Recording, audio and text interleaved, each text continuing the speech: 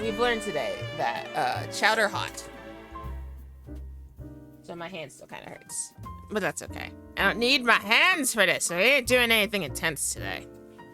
We just go into court! Baby. Hi, baby. Yes. Hey, Firedale. Hey, I still... One of these days I'll learn how to pronounce your name. Shakote? Yeah. Hey, DW, and hey, Lila. What's up? Hopefully you guys can hear me and everything, because I didn't really do my checks like I usually do. I'll do a check now. Yeah, it looks like everything's good. Da da da da da. Da da da da da. We're on episode 3, yeah. You're sleepy. You're the eepies. Lila's the eepy sleepies.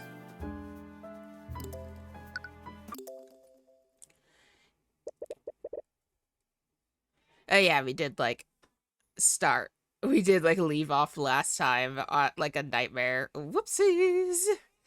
You find yourself falling into a nightmare. I got bonked. Oh yeah, that's right. I actually use my mouse for this game. I'm so used to not using my mice because we've been playing like other games lately. Tyrion, I'm so sorry. I can't believe they made you watch. Are you okay? Right. Of course not. Oh my stars, he's only 10 years old right now? Did they make him watch his, I don't know if it's his sister or his mother or who that person was that they were always referencing. But did they make him watch her execution? Ain't no way. Are you going to keep fighting them? Your voice is quiet. Your question barely comes out as a whisper. What? Are you going to keep fighting the nobility? I don't know if I can anymore. Today they showed me what they're truly capable of. I was naive. I thought that the truth would prevail, but I'm only one person. I can't do this alone anymore. So you're just going to give up? You're the only one who will fight against them. If you're just going to give up, then was my mother's death truly pointless? Oh, okay, so it's his mom. They made him watch his mother's execution. What type of fucked up shit? I'm sorry. Teach me how to be like you. What? You said that you can't do this alone anymore, right? So, teach me how to be a defense attorney. I can help you. We can fight them together. Tyrion, you're just a child. I just can't. Miss Tamora, please. I don't have anything left. Please, just take me away from here. You clutch your hand tightly, feeling the fading warmth of the final message that your mother left for you. It's the last comforting memory you'll have of her. Man, that's so messed up. Like, why would they do... He's just a baby at this age. He's just a baby. It's a memory that you'll never experience again. Mom.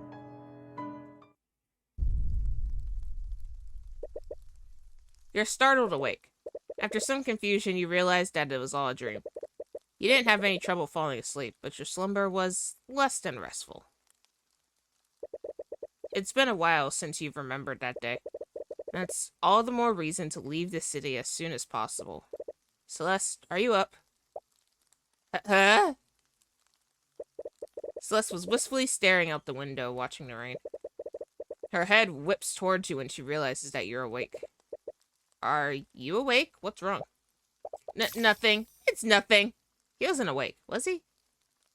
Why is she happy and scared? What was she doing while we were asleep? Thought she was just, she might have been daydreaming. Because it did say she was looking out the window at the rain. She doesn't seem keen on sharing. It'd be best not to pry. Anyways, do you know if the city is still under lockdown? I haven't checked yet. I was waiting for you to wake up.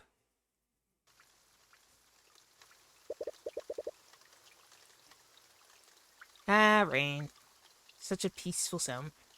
You go outside and check the city gates. The blockade still hasn't disappeared. In fact, it looks like it's been fortified with even more knights. Looks like we can't leave yet. They've even doubled down on the guards. What's going on here? Tyrion! It's Rika. You spot Rika in the distance as she calls out to you. As soon as she sees you, she breaks out into a full sprint towards you. She looks exhausted. Has she been looking for you in the rain? Tyrion, it's terrible. There was an accident at the Arcane Refinery last night. One of my friends who worked there, he fell into a vat of chemicals. He's dead. Oh, Rika, I'm so sorry. If there's anything I can do... Lord Von Sanctus is blaming the Dracogen Trading Company. He's trying to charge the owner with criminal negligence. As Lord of this region, Von Sanctus would have a lot of leverage in the legal battle like this. He must be using this accident as an opportunity to oust Dracogen from his territory. Tyrion, you're a lawyer, aren't you? Can you help them? I don't think I can. What? But... Rika, I specialize in homicide cases, and most of my clients are mages who've been charged with murder. I've never tried a case like this before. There isn't any magic involved, and there's no killer. Don't worry, I'm sure that the Dracogen Trading Company knows plenty of qualified attorneys who can help. I'm not so sure about that. Think about it. A lord from one of the Four Pillars families is pressing those charges. Do you honestly think anyone else will try to fight them on this? She has a point. There aren't many attorneys who would go against the nobility under any circumstances. Oh, great. The only ones who would do that are you and Miss Tamora. Alright, I'll see what I can do. Really? But please don't get your hopes up.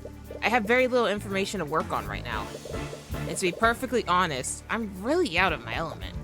That's okay. I'm sure that Mr. Dracogen will take any help that he can get. Mr. Dracogen?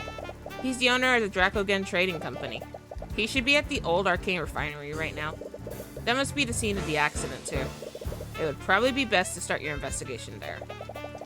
I've been away from the shop for too long, so I can't come with you. But drop by the cafe if there's anything I can do to help. So it's not a murder. It's an accident. Sorry, Claire. I need to scooty my desk chair a little bit. So. No murder.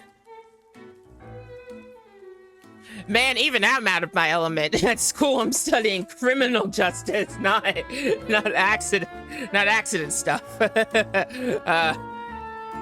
Interesting. You follow Rika's direction and move through the city's industrial district. It reminds me of your childhood, back when you couldn't control the Eye of Horus. You always avoided this part of the city. It was always covered with an overwhelming fog of misery and fatigue. However, you feel less of that now. Is it because you have more control over your powers, or has something else changed? Alright, we're here. You arrive at the refinery and see that there aren't many people around. The few people you do see appear to be from the City Watch. Operations must have been halted after the accident. Wow, so this is an arcane refinery. I always saw this place as a child, but I never really understood what they do here. Those machines refine the arcane crystals that are used in artificery. Those crystals are used as a power source for conducting magical energy. You look around and spot an especially frustrated individual. He seems to stand out from the knights and cleaning staff. Could he be the guildmaster Rika spoke of? He takes notice of you as you head further into the refinery. Hello there. You must be the attorney that Miss Tudor spoke about.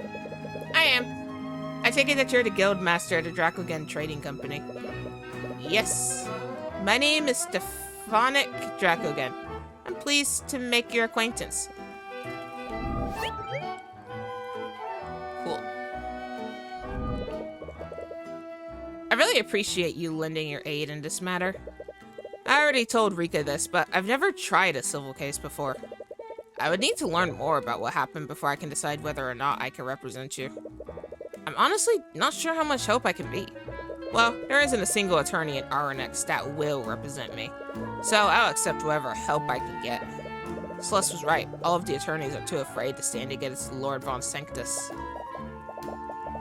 Where should we start, though? This case is probably different from the homicides that we're used to. Homicide or not, the case revolves around a wrongful death. If I did represent Draco again, I would need to prove that he wasn't at fault for the accident. To do that, we should start by finding out exactly how and why the accident occurred. We should also question the witnesses who saw the victim when it happened. And it wouldn't hurt to take a look at the scene of the accident either. The Guildmaster would have a lot of knowledge about the refinery's operations. Questioning him might also give you some insight into what happened. Well, let's question him first. The accident. To start, could you tell us exactly what happened? Well, it all began during the work rush yesterday evening. One of my employees fell from a walkway and into a vat of magical chemicals. Those chemicals contain extremely volatile and destructive evocation magic. Because of that, he unfortunately died before we could have pulled him out. I see. But that all just sounds like an unfortunate accident. Why is Lord Von Sanctus blaming you for what happened? There are guardrails on the walkways to prevent people from falling. Supposedly, those guardrails broke apart when that employee tried to lean against it. According to Von Sanctus, the accident was a direct result of my negligence to maintain the refinery. But my employees have taken great care to inspect and maintain the faculties. I have no idea how this happened. Is he telling the truth? This could all just be lip service. The only way to know for sure is to inspect the walkway yourself. Earlier, you said that the victim was an employee of yours. Could you tell us more about them? Yes, I hired him just a few months ago. It's a shame what happened to him. He was a young man named Justin Way. Was he a good employee? He was a hard worker, but he was a bit rough around the edges when he first started. Before working for me, I heard that he'd always spent his time with the local delinquents. Miss Tudor practically begged me to hire him. She told me that she wanted to turn his life around. That does sound like something Rika would do. She always had a habit of getting involved in her friend's personal business. Rika helping Justin has been added to your notes. When you live a life like Justin's, it helps when you have something to give. When you live a life like Justin's, it helps when you have something to give you some structure and direction. So I decided to give the boy a chance by hiring him. He was clearly a hard worker. He did well to earn his keep. He always followed the rules too, so I have no idea why he was up in that walkway. Wait, he wasn't supposed to be on that walkway? Earlier you mentioned that Justin wasn't supposed to be on the walkway. What did you mean by that? Well, Justin worked in an entirely different department. He was part of a team that managed packaging and freight. He had no business being inside the refinery building, much less the upper walkway. That's strange, to say the least. Was he the type of person to wander around places that he's not supposed to? No, like I said before, he always followed my rules. It all just makes this whole situation that much more confusing. Justin's job has been added to your notes.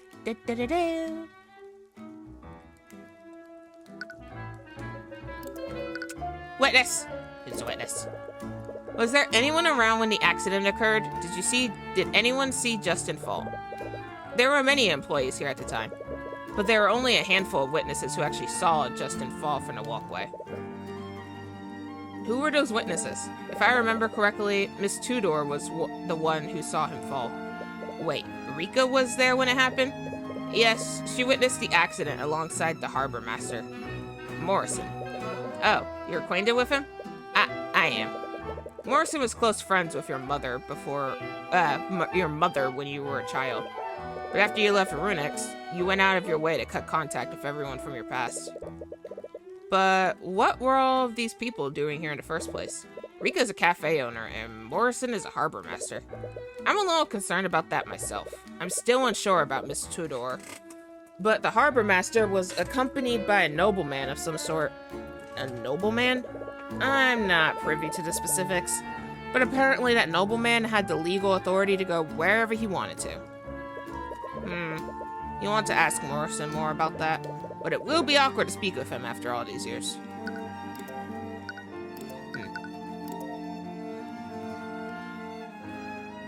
Repario Arcanum.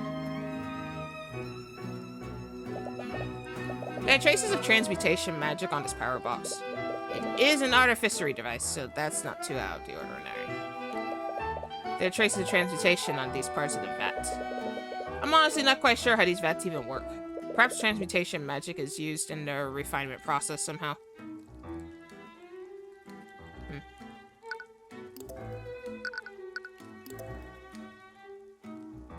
Can I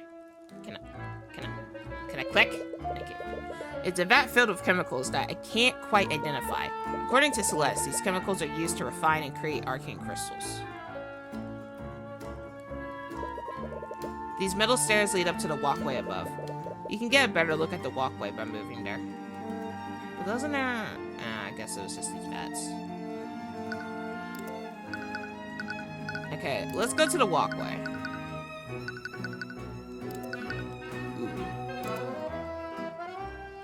It doesn't just look like... Tyrion, do you need me to scan for magical traces? Well, there aren't any magical elements in this case, but I suppose it wouldn't hurt to check. Alright. Repario Arcanum. Why?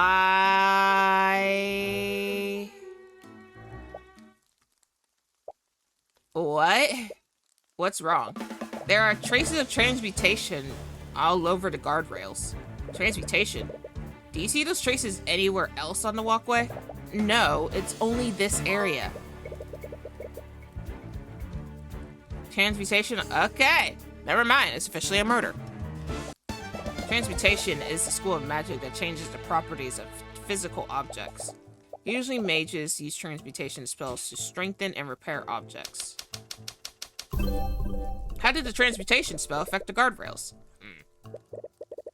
Judging by the current state of the rails, we can only conclude one thing. The spell weakened the structural integrity of the walkway. What? Okay. The spell weakened the structural integrity of the guardrails. Right. Someone used a transmutation spell to weaken the guardrails. Afterwards, the guardrails were so weak that Justin accidentally broke them. And only these guardrails were weakened. The sabotaged rails are right next to this vat of corrosive chemicals, too. What was the intention of weakening the guardrails? There was a clear intention behind the actions of this unknown mage. Judging by what happened, the intention can only be one thing. The unknown mage wanted someone to fall off the walkway. No, only the guardrails in front. Blech.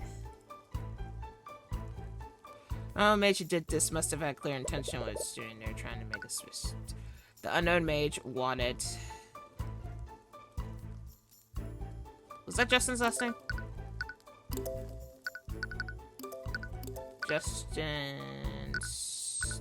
No, just Stephanic Dracogens, the full name. What's No, and no. Naturally, I don't know his last name. The unknown mage wanted someone to fall into the vat. Whoever sabotaged the guardrail wanted someone to fall into the vat. Why else would they only target those specific guardrails? But why? Who would do this? You can feel your fist clenching tightly. Someone committed murder using magic here, and whoever did this had the gall to try to cover it up. Tyrion? You won't forgive whoever did this. Whenever you're through with them, you will make them feel a fraction of the misery that your mother... Tyrion! What?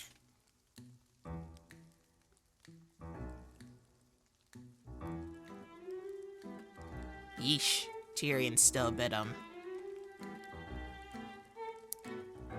Tyrion's still a bit, upsetty. But I guess I would be upset too if somebody wrongfully accused my mother. What? Are you okay? Right, sorry. Anyways, if it weren't for your detect magic, everyone would have written this off as an accident. Magical traces are only detectable for 48 hours after a mage casts a spell. That means that whoever cast a transmutation spell did so recently. Right. Transmutation on the guardrails has been updated in your notes. Repario Arcanum. What is this vat? So these are evocation. Okay. These chemicals probably induce some sort of magical reaction to create arcane crystals. Okay. Hey. It looks like the guardrails completely broke apart. These rails are completely rusted too. Was Jack again lying about properly maintaining the site? Nope. It's a vat of dangerous magical chemicals. Supposedly, they're corrosive enough to dissolve anyone unfortunate enough to fall into it. Celeste is watching you carefully. She could be a little overprotective at times. Okay. So our accident has just turned into a Mada.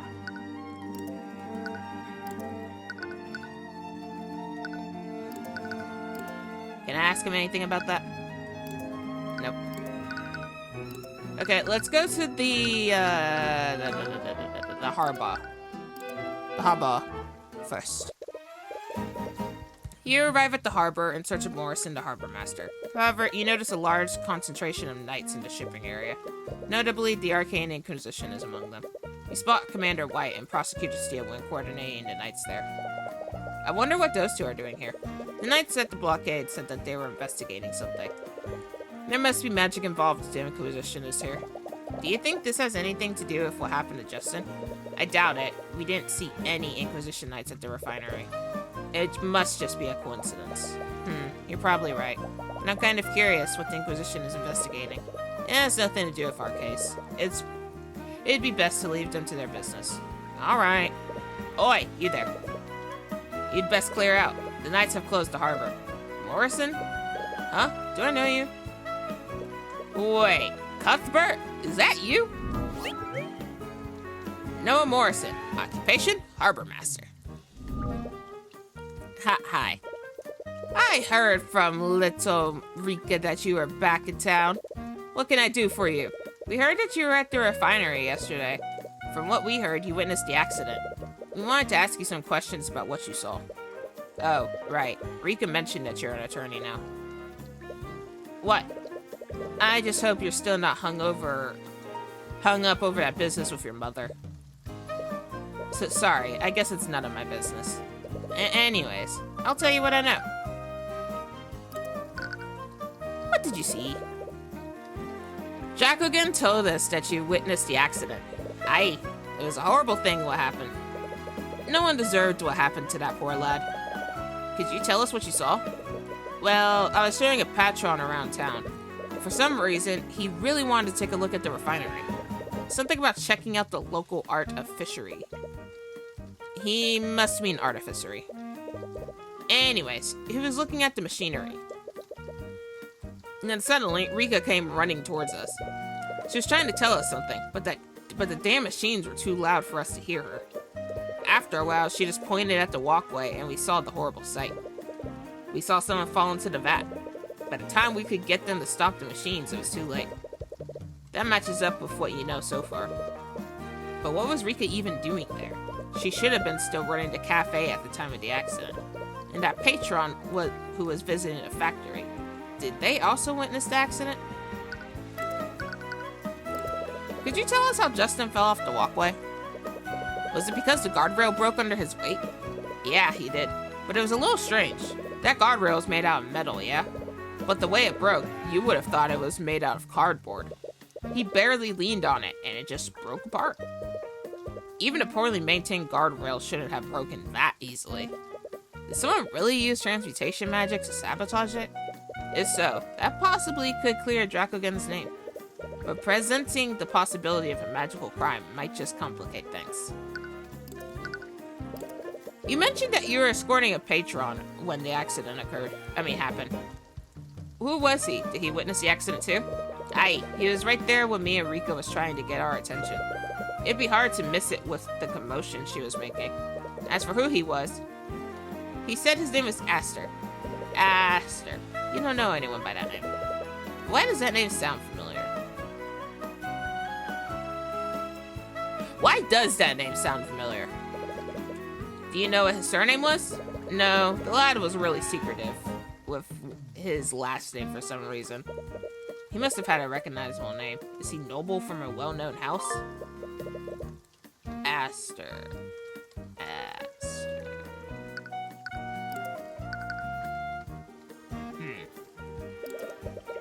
Why are you escorting this Aster in the first place? Don't you have to manage the harbor? Well, I can't really manage anything because of them. He gestures towards the Inquisition knights crowding the pier. They have blocked all sea travel out of the city till this mess is sorted out. They have a lot of knights investigating the harbor. Do you know what they're looking for? Well, you didn't hear this from me, but according to them, Aster's ship just up and vanished in the dead of night. Vanished? As in someone hijacked it? That's the thing. The guards would have noticed if someone had driven off with the ship, especially one of that size. From what I heard, one of the guards could have sworn that they saw it vanish in a flash of light. A flash of light, like something created by it, like something created by a spell. What kind of ship was it? Do you know how big it was? From the size of it, I'd say it was probably a galleon. A galleon? A spell of that scale would have to be pretty powerful to affect a ship of that size. I wonder who this Aster person is. He must be high profile if they're calling in the Kingsguard and the Inquisition for him. All over a missing ship, too. You spent some time with him, am I correct, Morrison? Did he tell you where he was staying? If I remember right, he's staying at the local inn near town square. Wait, that's the tavern that we were staying at. If he's this high profile, why is he staying at an inn for commoners? No idea. He's an eccentric one for sure. Whoever he is, he witnessed the accident. You'll definitely want to speak with him. And if he's a noble, there's a chance that he's the maid to sabotage the guardrail.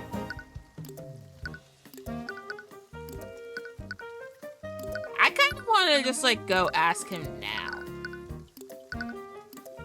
Like, Morrison said that Aster, because I'm curious who this Aster person is. Morrison said that Aster is staying in one of the rooms at this tavern, but which room is it? We could always just check each room. That might irritate the patrons, though. And if Aster doesn't want to be found, we might alert him if we annoy too many people. I guess you're right. Your family owns a tavern, right? If you had to put a VIP somewhere, which room would you choose? I guess it would probably be the one at the end of the hallway. That's the one I use at my family's tavern.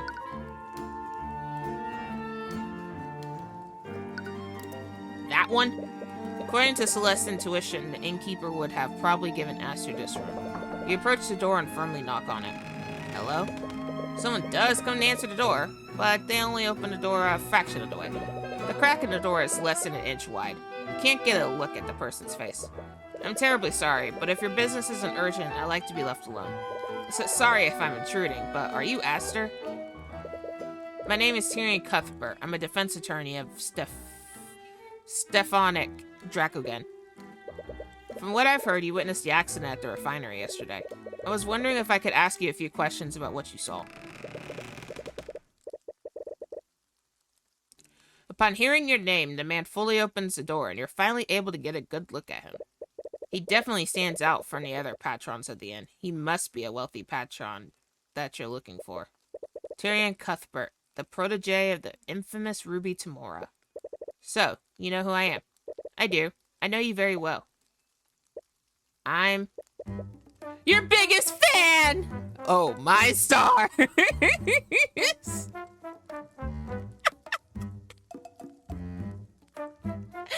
Well, that's not what I expected.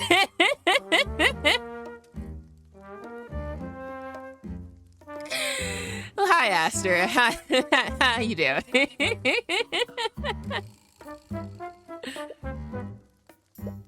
What? I can't believe it. The infamous Tyrion Cuthbert is standing right in front of my tavern room. What? How cute. I've read all about your feats, Mr. Cuthbert. You successfully indicted the head of House Pierce. You didn't think twice about confronting the inheritor of House Frega. And you even defeated Lord Von Sanctus in the chess tournament yesterday. I'm so lost right now. And you must be Celeste McCoy, Tyrion's first client, and a Crimson Demon of the Eastern Kingdoms. How did you find out about that name? The Crimson what? Don't ask. Anyways, if you are Aster, does this mean that you witnessed the accident with the Harbor Master yesterday? Yes, I did. Are you going to interrogate me about what I saw? just somebody head pat this man. I'll answer whatever questions you have. Suddenly, I'm starting to think that he didn't commit the murder. Is he involved? Probably. Did he commit it? No. I definitely don't think he committed it. He might be pulling my tail, though, so let's continue. You've never met a witness that has been this eager to cooperate. But hopefully this means that he won't hide any details about what he saw. Repario Arcanum. No magic, at least.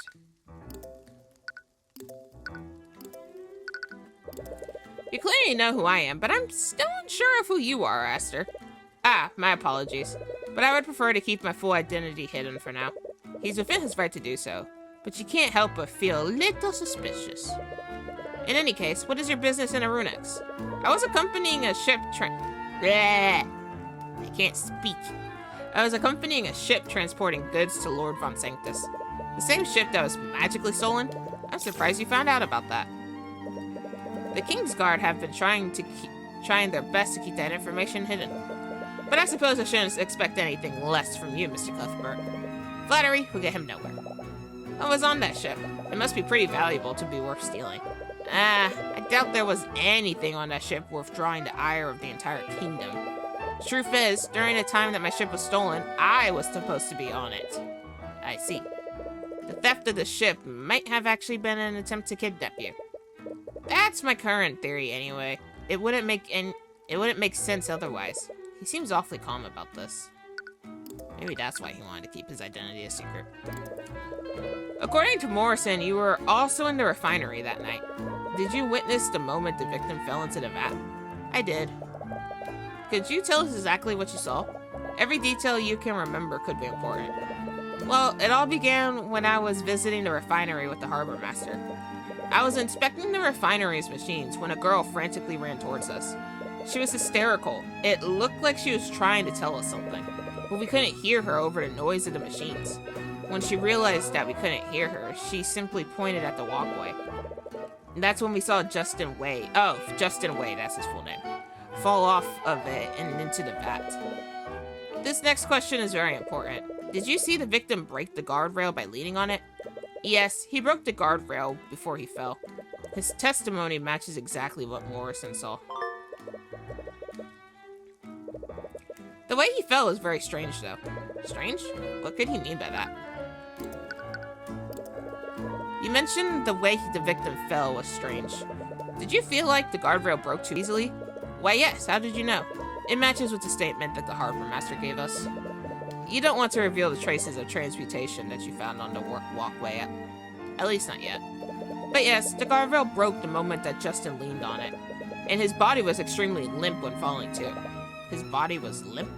Normally, when falling from a great height, one would flail their arms, yes? But when I saw him falling, he wasn't moving at all.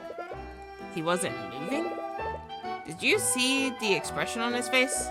He might have been unconscious. I'm afraid I couldn't see anything on his face. It was much too dark to make out his features. Wait, you didn't actually see his face? How did you know it was actually him that fell in? Well, who else could it have been? No one else has been reported missing. They also found the remnants of Justin's body in the vat. It was definitely him that fell in. That's true. You don't have much reason to believe that Justin might still be alive. There are traces of transmutation magic at the crime scene, and it appears that Aster is quite a high-profile individual. He's probably a mage, and aside from Rika, he was probably the only other mage at the refinery that night. If you ask him outright, you might be able to see something incriminating through the eye of Horus. Aster, we'll respect your privacy if you don't want to tell us who you are. But could you at least answer one question for me? I can make no promises, but I'll do my best to tell you what I can. Are you a mage? Oh, is that all? Yes, I am a mage, and I'm quite the practiced one at that. You see, Celeste cast Detect Magic to look at the scene of the accident, and we found traces of transmutation magic at the crime scene. Namely on the guardrails that Justin fell through. What? Here it is. I can't believe it! Why are you happy? What? Are you telling me that the mage used transmutation magic to weaken the rails? It's a conspiracy! Wait, does that mean that this was actually a murder made to look like an accident? It's like something out of the reports I read about him. You don't see anything incriminating, and you can see his thoughts clearly. His feelings of happiness are a bit off-putting, though. Just a bit. And you asked me if I was a mage. Does that mean I'm a potential suspect? This is the greatest thing to ever happen to me.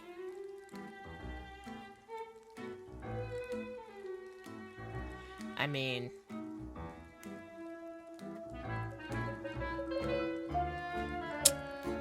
Sure?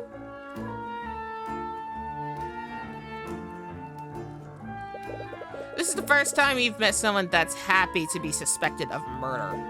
So, sorry, it's not right of me to get excited about something this serious. You must think less of me now. But it's like something right out of a mystery novel.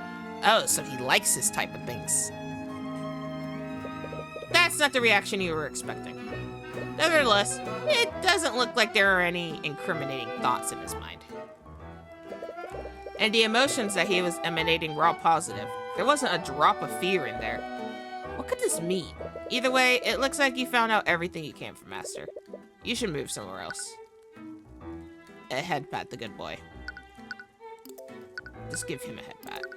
I could go to Rika, or let's go to the town square first.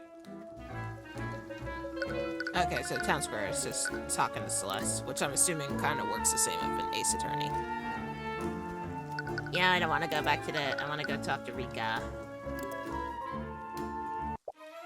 Tyrion, you're back. Did you talk to Mr. Draco again? I did. I'm still not sure what to make of him just yet. But after what I've seen today, I don't think I can turn a blind eye to what's happening.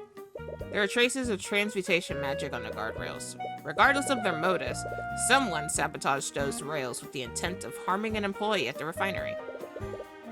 If this was truly a murder, you have to find out who did this and why. I'll represent him in court for the criminal case. Thanks! It really means a lot to me. On that note, you were at the refinery when the accident occurred, am I correct? Yes, I was. May I ask you a few questions about what you saw that day? Of course, I'll do whatever I can to help. Oh shit, we're building a psychological profile. You guys know what that means. Why were you at the refinery? By the way, why were you at the refinery that day? Didn't you have to work at the cafe? I was making a food delivery to Justin. Wait, you were delivering food to the victim? Yeah, he never had the time to make his own dinner. So I always delivered his dinner during his evening break. But that night, I couldn't find him in the freight area, so I went looking for him in the refinery building. So the accident happened while you were delivering his food? Rika's food delivery has been added to your notes. Did you talk to Justin at all before the accident? I did. When I finally found him in the refinery building, he seemed busy. He told me to leave his food in the break room. He was busy, but according to Draco again, he should have never been in the refinery building in the first place. Did he say what he was busy with? He said that he had a meeting scheduled with Mr. Dracogan. That can't be true, though. Dracogan didn't mention anything about this. Unless... Justin's meeting? Question mark. We've gotten a few witnesses' accounts already, but I just wanted to double check. What did you see during the accident? Sorry, I'm sure that it was a disturbing sight. Do you need to take a moment? No, it's okay. It happened after Justin told me to leave his food in the break room. It was my first time inside the refinery, so I spent some time looking at all of the machines. That's when I suddenly heard a strange sound from the walkway. When I looked to see what it was, I saw Justin fall from there. I tried to find someone to help him, but no one could hear me because of how loud the machines were.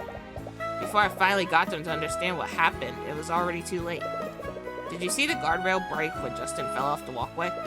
More specifically, did it break from Justin's weight? I'm honestly not sure. I was too busy trying to find help. Rika's testimony has been added to your notes. You have matching witness accounts from Aster and Morrison. They saw the guardrail break. Having Rika also confirm that would have been helpful, but you suppose Aster and Morrison's statements will have to suffice. Rika's account of what happened is a lot less detailed than Aster and Morrison's, but she did see Justin before the accident. You still have no idea why Justin was on that walkway in the first place. According to Rika, he said that he had a meeting scheduled with Dracogen. But this doesn't match with what Dracogen told you. Either Justin or Dracogen must be lying. In that case, you've met Dracogen already, but you still have no idea what kind of person Justin was. Perhaps Rika can tell you more. Could you tell us more about the victim? What kind of person was he? He was a good person. He fell in with a bad crowd a few years ago, but he was starting to turn his life around. I saw how much he was trying to change, so I asked Mr. Dracogen to give him a job. I really wanted to help him change his life for the better.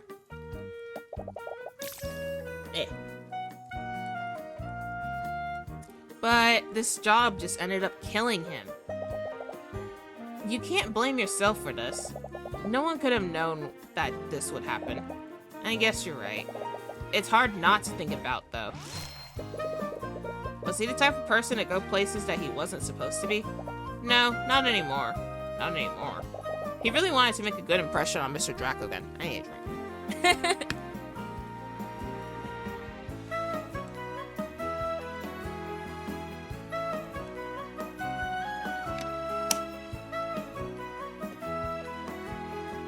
He really wanted to make a good impression on Mr. Dracogen. He always talked about following the rules. He even got mad at me a few times when I accidentally broke Dracogen's protocols. Alright, that matches up with what Dracogen said. But maybe he was falling back into his old habits. Perhaps Rika could tell you more about what he was like before he turned his life around. You mentioned that Justin fell in with a bad crowd before. I've also heard that he used to hang out with a band of local delinquents. Could you tell us more about them? What? Rika, this information will help us with our investigation. I need to speak with the other people who know him. Do you know where I could find his delinquent friends? I'm sorry. I really didn't know him that well. I should keep quiet. It might make him mad. Rika, are you hiding something from me? What? Of course not. What would the Dark Lord of Arunix possibly have to hide from you? Yeah, she's definitely hiding something. You need to argue against her if you want the truth. Ah, but my psychological profile of her isn't fully built.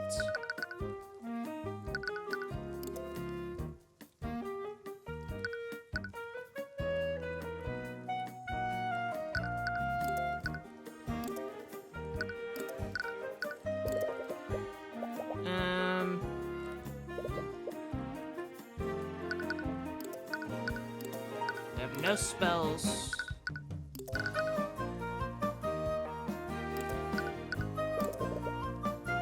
I've heard a lot of good things about Dracogen, but to be perfectly honest, it seems too good to be true. Hey, he's a good person. He invested in my cafe when no one else would, but no one can be that philanthropic. I don't think it's philanthropy, it's pragmatism. What do you mean? Nobles like Von Sanctus tend to underestimate the power of goodwill. Wyvern Guard has a very oppressive hierarchy, and the aristocracy takes advantage of, or even outright abuses the working class. They're old-fashioned. They'd never want to do business with a common folk mage. Yeah, Von Sanctus wouldn't even hear me out when I was starting out. Dracogen is willing and able to invest in resources that Von Sanctus wouldn't even think of touching. That sort of adaptive thinking giving him an edge over Von Sanctus. I see. Well, that gave us something, but not what I wanted.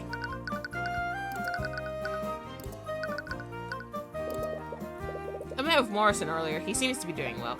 Yeah, sea trade has been booming lately, so he's been getting a lot of business. I wonder if it's because of the growing wealth of Arunix. Could that capitalize on this somehow? You can almost see the gears turning in her head. Nope, okay. Something has to get me that last little bit of her psychological... Oh, yeah, well, no, that's the argument. I can't argue it for you. I don't have the profile.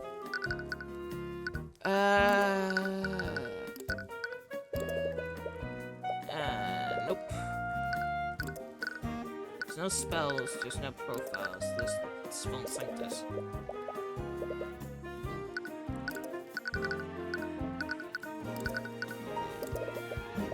Nope. I'm just gonna present everything. And if nothing works, then we'll come back. I'm terribly sorry for what happened to Justin. Are you doing okay? Yeah, it's difficult to think about sometimes. You always hear about these things happening, but you never expect them to happen to people you know. But, have no fear. It will take more than this to bring down the high Archmage. She's reverted back to her Chuni personality. Aha! Got it. Rika appears to be hiding something from you. She clearly knows about the bad crowd that Justin fell in with, but she's hiding who they are and where you can find them. You need to convince her to share that information with you. Lego.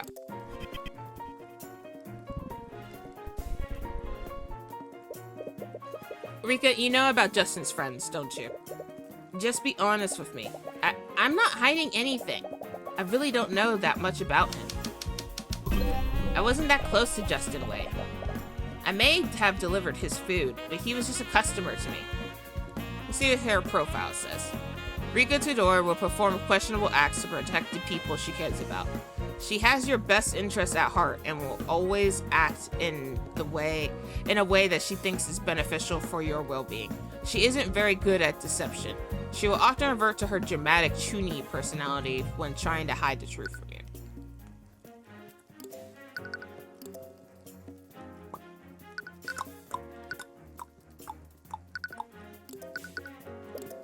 Rika, we clearly know more about Justin than you're letting on, and this proves it. Nope,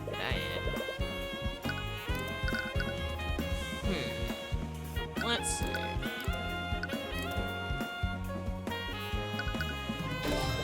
I might have believed that you delivered his food because he was a good customer, but that wasn't all you did for him. You saw that he was trying to turn his life around, and you begged Dracogan to set him up with a job. You wouldn't do that for a customer that you barely knew. Hurt? But, well, that still proves nothing. I'm Rika Tudor, High Archmage of the Cadium Fire of the Flame. Is it so hard to believe that I took pity on a stranger? I only helped him because I'm a generous person. It would only be right for me to equip a commoner with the means to change his life.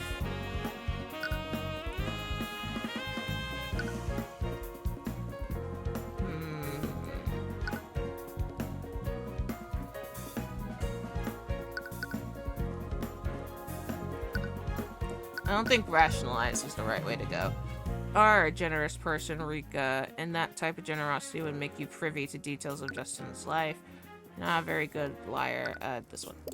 You are a generous person, Rika, and that type of generosity would make you privy to details of Justin's life. I doubt he'd continue to hide his past from you after you've done so much for him. You would have known who he associated with. Tyrion, not everyone wants to share their past with people close to them. You should know that better than anyone. Crap. Okay, let's try doubt. You're not a good liar, Rika. You would have risked a lot by asking Dracogan to hire a stranger, especially a stranger with a dubious past like Justin. What if Justin fell back into his old ways? That would have surely brought about consequences on you and your business. You wouldn't take a risk like that unless you knew him well enough to trust him. Okay, fine. I guess we were friends. But like I said before, he was trying to leave his old life behind. He always kept his past a secret from me. He didn't like talking about the person he was back then. He wanted to forget it, and I never brought it up. It's sort of true. We knew each other for years before he told me about it. use this against claims that contradict a piece of evidence. Use this against claims that contradict thoughts. Standard I.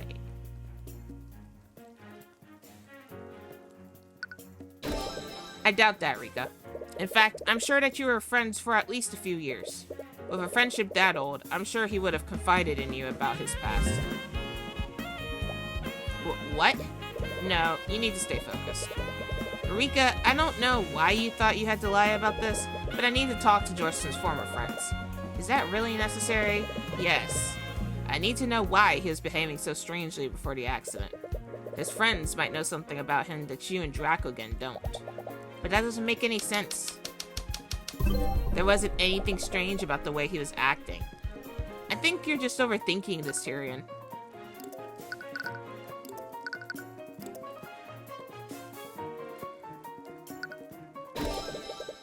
You didn't want to overplay your hand before, but it looks like you don't have a choice now.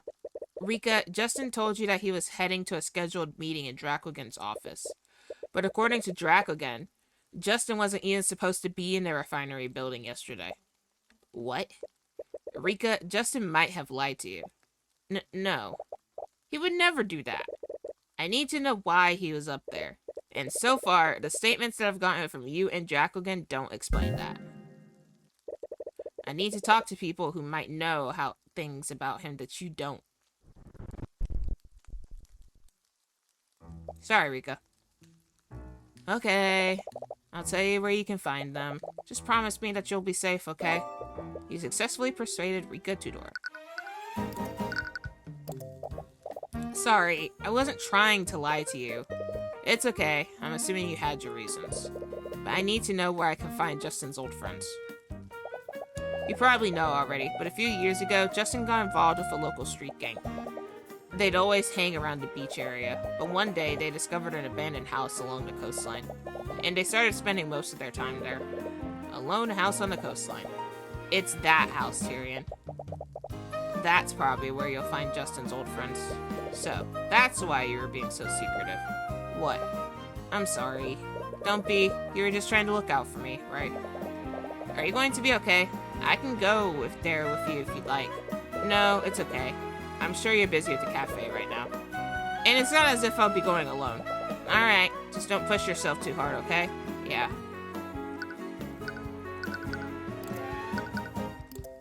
Is this abandoned house Tyrion's old house?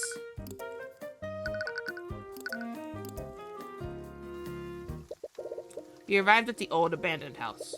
Upon looking at the home that you left behind, you're struck with a flood of memories. Yep, this is Tyrion's old house. Those memories were once happy, but now they only fill you with grief. Tyrion? Are you okay? Yeah, let's look around. You wipe your eyes and begin looking around the house. Suddenly, you heard the sound of glass breaking. You rush to look for the source and see two young teenagers throwing rocks at the side of the house. The shattered remains of a window are lying on the ground. Ha! Nice shot, Gavin. Gavin Kralin. Occupation? None. One of the teens, apparently named Gavin, noticed you approaching. We've got company, Wyatt. Huh? Wyatt or no? You stare blankly at the broken glass laying on the ground. You're at a loss for words. You feel like you should respond, but nothing comes out of your mouth. You suddenly find yourself quickly approaching the two teens. What the hell do you want? Ah, what the hell? Before you even realize what you're doing, you throw a punch straight into Gavin's face. Your eyes are slowly tearing up. You can only see red. You grab Gavin by the collar and pull his face close to yours. Get the hell away from my house. Tyrion? Oh, you want to go? Ha! If you came looking for trouble, you sure found it. Okay, let's all calm down and just stay out of this, you little shit. Uh-oh. Excuse me? What, you got cotton in your ears or something? Yes, actually. Why don't you go and repeat what she said? Uh-oh.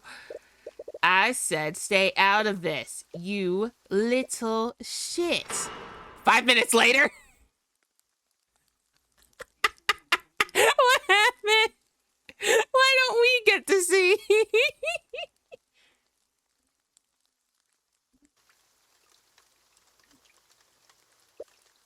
Celeste? Yes. I'm sorry for losing my temper back there. I didn't mean to drag you into this. It's okay. Our emotions get the better of us sometimes. Celeste? Yes? I think you might have overdone it a bit. Nah. Celeste? Yes? I don't think he's breathing. Come on, just give him a second. He's suddenly here to bury.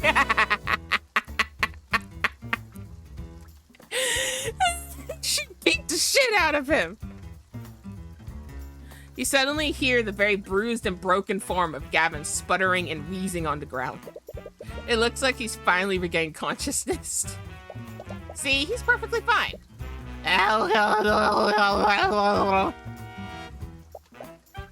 You're fine. Wyatt, like, I ain't got. Nope. Wyatt, like, I ain't fucking with that.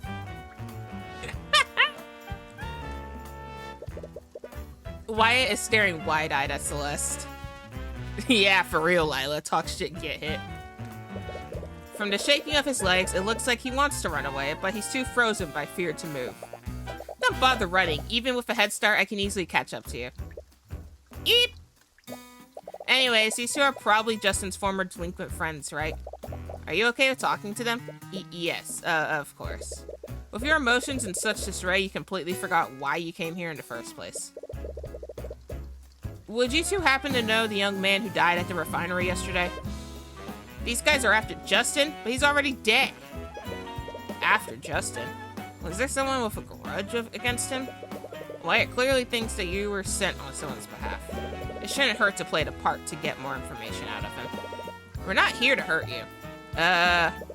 We're not here to hurt you anymore. She is now officially my favorite. She's been my favorite since the beginning, but I just love it even more. Okay, honestly, the main cast is my favorite. I love all of them. I want to know more about all of them.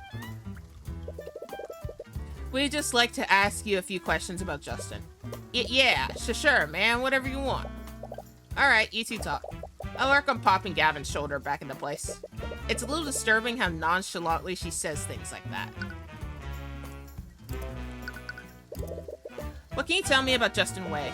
According to a few witnesses we spoke to, you used to be friends. Friends is kind of pushing it. We used to hang back in the day, but we don't do no more. It's weird when he started talking to us again. I thought he left for good. But he started talking to you again? Why? He just needed some of the old gear that he left at the house. Old gear? What kind of old gear? You know, his thieves' tools. All the tools you need for lockpicking and safe cracking. Tools for lockpicking and safe cracking? Why would Justin need those?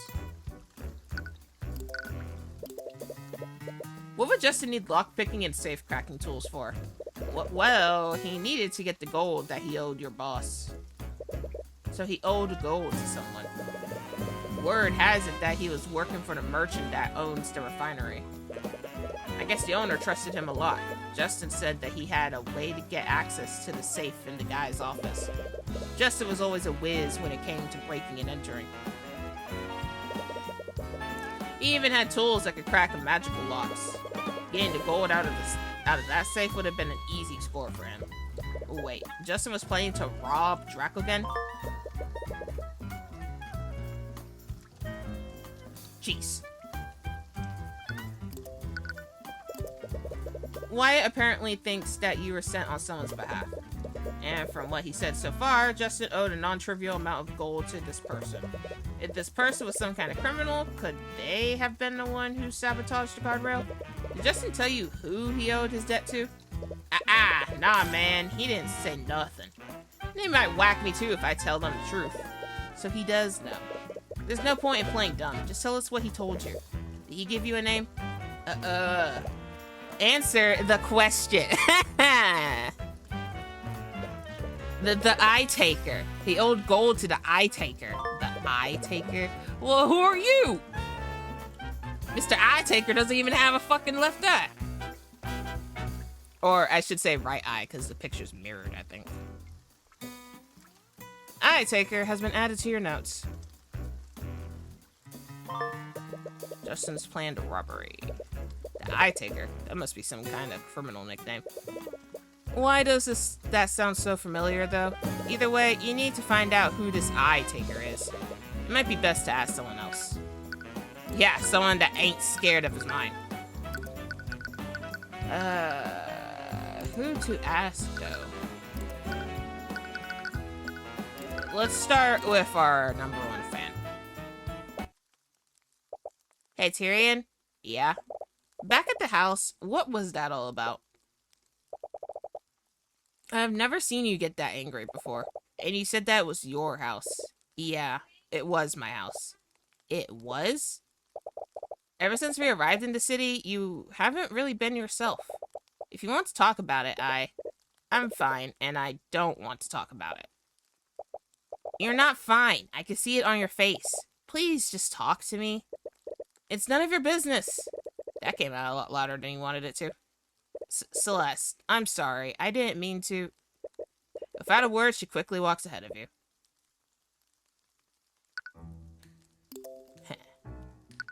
Well, that didn't. It doesn't, present. Do you know anything about this individual?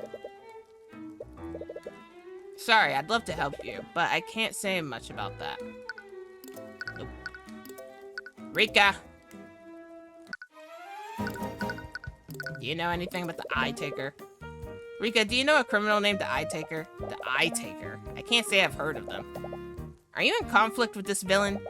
Do they seek to steal the Eye of Horus from you? No, not exactly. At least you hope not. Either way, it looks like Rika doesn't know who the Eye Taker is. You should try asking someone else. Been there. Mr. Harbor Master, do you know who the Eye Taker is? Morrison, do you know about a criminal named the Eye Taker? The Eye Taker? Where did you hear that name? Oh. So you do know about them. I do. I've learned to keep my distance from him over the years. The Eye Taker is the criminal kingpin of this region. Every large criminal undertaking in this region happens under his watch. He's that big of a deal? Of course he is. More importantly, how did you hear about him? From what I heard, Justin Way owed him a huge debt. Justin owed them? I knew he used to run around with a bunch of rogues, but I never imagined. By the scaled lord. The Eye Taker must be involved in Justin's death. Do you think someone like him could be behind this? Well, there's a saying we have about what happens when you get on his bad side. Let's just say he reminds you of why he has that name. So you know who the Eye Taker is now. It definitely adds another angle to this case. But there are still some elements of this that don't make sense. You need to take some time to work through it all.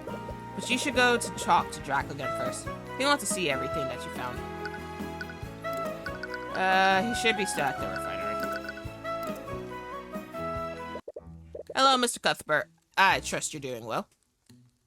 Hello, guess what? What's up, Jay? We are. For the most part.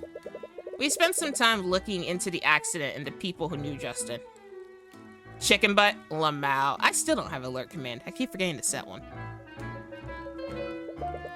I think there might be more to this case than meets the eye. Oh? You spent some time explaining your findings to Dracogun. He seems troubled when you explained the traces of transmutation that you found on the guardrail. Thank you for the hydrate. He's even more taken aback when you mentioned Justin's supposed plan to rob him.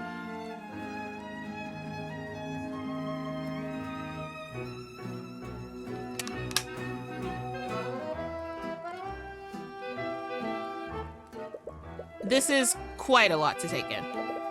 Are you missing any valuables in your safe right now? No, actually, but what is it? After the accident, I did a careful inspection of the building. When I checked my office, I noticed that the lock on the safe was disengaged. The safe was open, but you said that there wasn't anything missing. That's right. When I saw the safe open like that, I was already worried that I'd been robbed. But I double-checked the contents. Everything was accounted for. Because of that, I just assumed I'd forgotten to lock it. This doesn't make any sense. Maybe it was just a coincidence? I might believe that if it weren't for where my office is located. What do you mean? The walkway that Justin fell from leads to my office. There's a window there that overlooks the refinery. That would explain why Justin was there in the first place. I don't want to suspect one of my employees, especially one that isn't alive to defend himself from such accusations. But it just all fits too perfectly together, except for one thing. Why wasn't anything stolen? Well, regardless, I think you have a pretty good case. So, does this mean you represent me? After what I've discovered, I won't just stand by and let Von Sanctus have his way. Well spoken. I'm glad to have you on my side, Mr. Cuthbert. Anyways, regardless of why, someone clearly magically tampered with the site of the accident. I doubt the court will find you at fault for what happened. Although, what's wrong? Civil cases are a lot less strict than criminal cases. If we present evidence suggesting foul play using magic, they'll treat this exactly like our other cases. Yeah. They might stall the trial until they found out what exactly happened. For this accident, all we have to go on is witness accounts. Finding concrete evidence of what happened could very well be impossible. But the idea of hunting down the maids responsible sounds very tempting. It looks like you have your work cut out for you. I just hope things turned out okay in the end. And with Von Sanctus on the other side of this, who knows what might happen. It'd be best to keep your wits about you. I can't believe this. I have more important things to do than resolve your petty squabbles for you. Yes, the missing ship of your betrothed. Oh!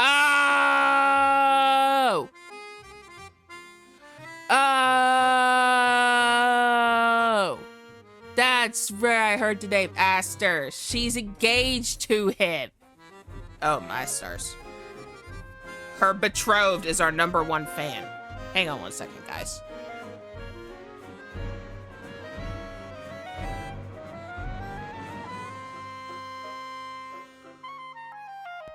Sorry, there's something on my, what's this thing called?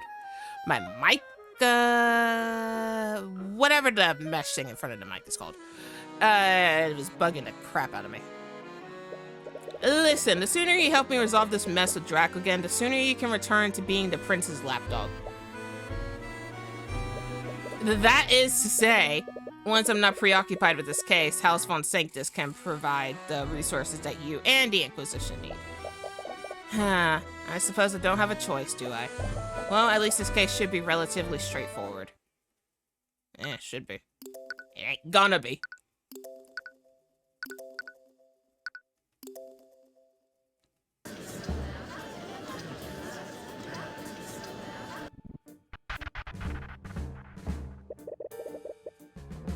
Court is now in session for the trial of Stefanik Dracogen. The prosecution is ready, Your Honor. The defense is also ready. Very well, let's begin the proceedings. Prosecutor Stillman, please list the charges. The defendant is charged with criminal negligence in the death of Justin Way. The death occurred at the Arunix Arcane Refinery last night. Mr. Way was an employee of the Dracogen Trading Company, a company owned by the defendant. During work hours, the victim accidentally broke a poorly maintained safety rail and fell into a vat of corrosive chemicals. Attempts to save his life failed, and his body almost fully dissolved. I see. What a gruesome end. The defendant displayed clear negligence in maintaining the refinery's faculties. As such, the responsibility for Mr. Way's death falls squarely on his shoulders. To begin, the prosecution would like to call Noah Morrison to the stand. Witness, please state your name and occupation for the court. Yes, the name's Noah Morrison. I'm the harbor master of Arunix Harbor. It's my understanding that you witnessed the accident that night. Am I correct? Aye, I did. Could you please testify to the court about what you witnessed?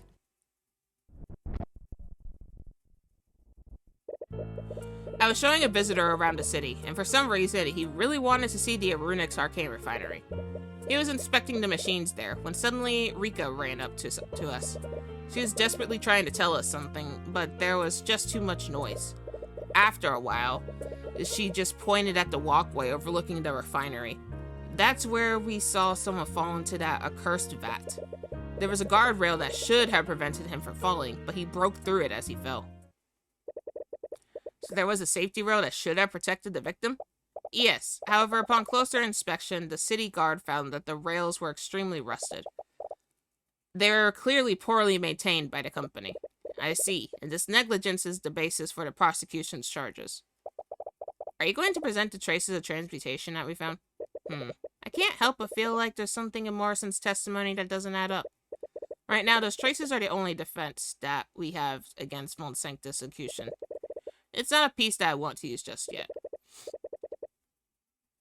And once you use that piece, who knows how the judge will react. Not much has changed with Morrison's testimony. However, you've collected a lot more evidence since you last spoke to him. Is there anything you found that contradicts his testimony? Ah, my butt.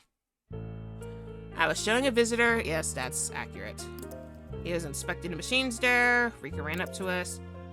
But there's too much noise. After a while, she was pointing to the walkway overlooking the vat. That's where we saw someone fall into that cursed vat. Let's press this one. And you saw the guardrail break? Aye. It was hard to see most things from that distance, but I definitely noticed that. It definitely made an impression on me. It's like those rails were made out of cardboard. Which only proves our point. A properly maintained guardrail should not have broken that easily. You should present the magical traces. Yet. There might be more that you can get out of Morrison's testimony. Not much has changed, yeah. Okay, there's another one I want to present. Not that one. After a while... Press.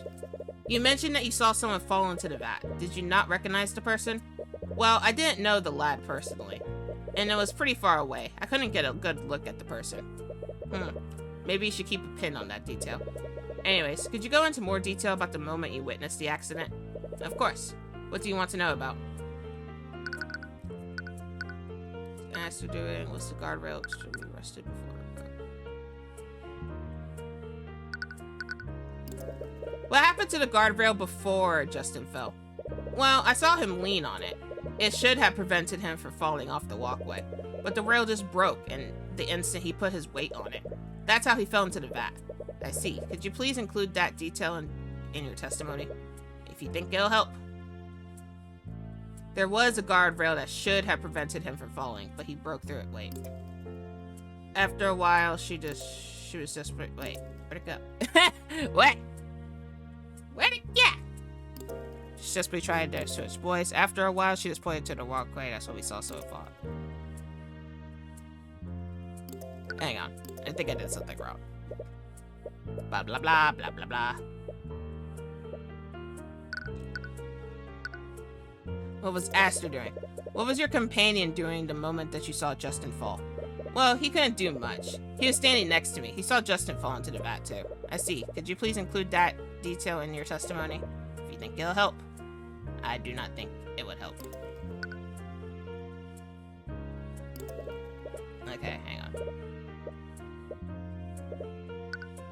What was Rika doing? What was Rika doing the moment you saw Justin fall? I told you, didn't I? She was the one who pointed to the walkway in the first place. That's how we saw Justin fall. I see. Okay, if you think it'll help. I do not think it'll help.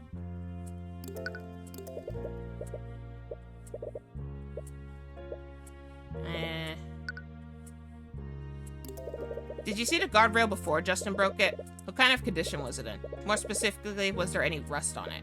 I can't say I could make out those details. It was pretty far away. I could barely make out the figure that fell into the vat. I see. Could you please include that in detail in your testimony? If you think it'll help. It was a bit far away, so I couldn't see if there was any rust on the guardrail.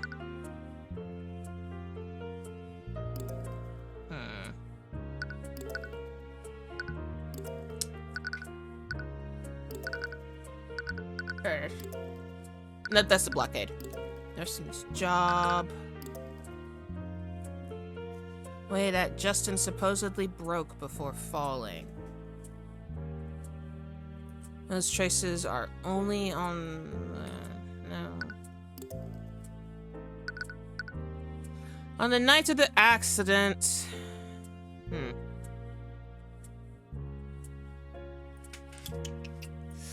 Looking at the lockway. Noah and Aster's testimony match each other identically.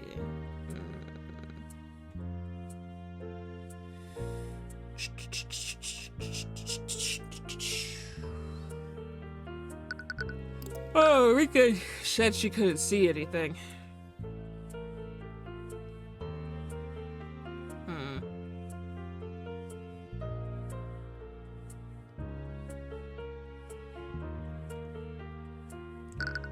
I don't think that will help. No, I shouldn't use transmutation yet. No, not the robbery. Not the robbery.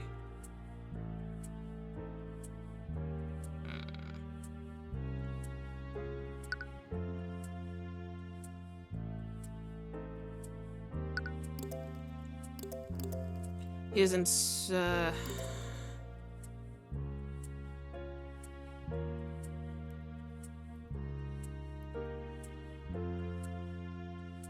okay, hang on. Press. Oh, wait, that's the wrong one. Hang on. Let's get Rika's testimony back.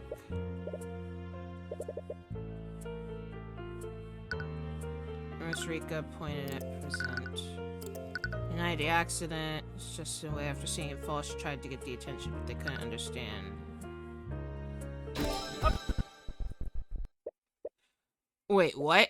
Witness, you said you saw the victim fall into the vat. Did this happen before, during, or after Rika tried to get your attention? It was definitely after. If it weren't for the commotion she made, I wouldn't have looked up there in the first place. It's just as you thought, but what does this mean? Morrison, I spoke with Rika about what she saw. She said that she saw Justin fall off the walkway and then rush to you for help. Aye, that sounds about right. No, Morrison, it actually doesn't. What do you mean? If Rika saw Justin fall before she went to get help, then how did you see him fall after she came to you for help? Are you telling me there might be two victims in this shit show? What? Morrison, Rika came to you for help. This was in reaction to seeing Justin fall off of the walkway. If that's true, then how could you have possibly seen Justin fall off of the walkway again afterwards? I have no idea. Mr. Cuthbert, you're disputing the witness's testimony over a minor detail. It's entirely possible that Mr. Morrison or Miss Tudor simply misremembered. I highly doubt that Morrison misremembered the order of what happened. His testimony matches up exactly with the testimony of his companion. The Miss Tudor must be the one who's mistaken. I'm compelled to agree with Miss Stillwin. These conflicting accounts seem extremely minor. The prosecution's case is based on the broken guardrail, and only 3 individuals witnessed Justin Way break said guardrail. The defense asserts that these 3 witnesses' accounts must be consistent with each other.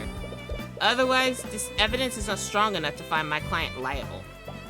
Please, the break in the guardrail is directly over the vat. That is enough physical evidence. It proves that the victim fell in because of the railing broke. How do we know that the guardrail wasn't broken by some other event? That's ludicrous. You're clearly just playing devil's advocate. What the googly eyes. The judge objected to your googly eyes.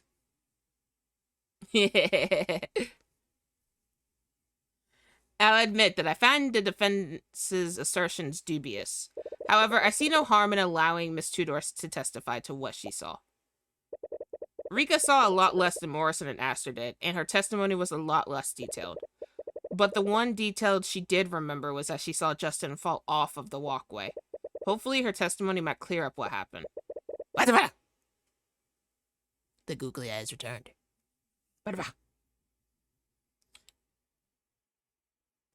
Bailiff, please escort Miss Tudor to the witness stand. My googly eyes demanded. Oh, they're gone. For Mandy. I assumed as much. She loves the googly eyes. Witness, please state your name and occupation for the courtroom. This is probably Rika's first time testifying in a courtroom. You hope she'll be okay. As if I need such introductions, but allow me to indulge you all. Oh lord, is she seriously doing that here? I am Mosrika Tudor, Dark Lord of Arunix, High Archmage of the Cadmium Flames, and business proprietor of Sweet Confections. I see. I was not aware we were in such presence of such a renowned individual. Wait, does he actually believe her? Your Honor, Rika Tudor is the owner of a local cafe in Arunix. But isn't she also a high archmage? I am. No, she really isn't. Tyrion, you're ruining my flow. Yeah, stop ruining her flow, Tyrion. Oh, my stars. You would say that your flow is the most disrupted right now. Ahem. Anyways, Miss Tudor, you were at the Arunix refinery on the night of the accident, and you witnessed the moment that the victim fell off of the walkway, am I correct? Yes, that's right. According to your statement, you ran up to Morrison after you saw Justin fall off the walkway. The problem is that there's a contradiction between both of your testimonies. There's a contradiction? Morrison testified that he didn't see the victim fall into the vat until after you approached him. This wouldn't make sense, though. You saw the victim fall off the walkway before you ran up to Morrison. Morrison couldn't have possibly seen the victim fall again after that. Oh, I think I see what happened. You do? I think you're misunderstanding what I said before. I misunderstood you? If that's true, could you please testify to the court what happened? Please include every detail you can remember. Sure.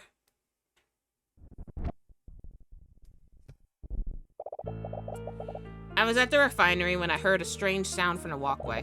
When I looked to see what it was, I saw that Justin had tumbled over the guardrail. But he hadn't fallen into the vat yet. I saw him barely hanging onto the edge of the platform. I didn't know how to get to the walkway from there, so I looked for help on the grounds and found Mr. Morrison. He must have seen Justin lose his grip of the ledge and fall into the vat after that.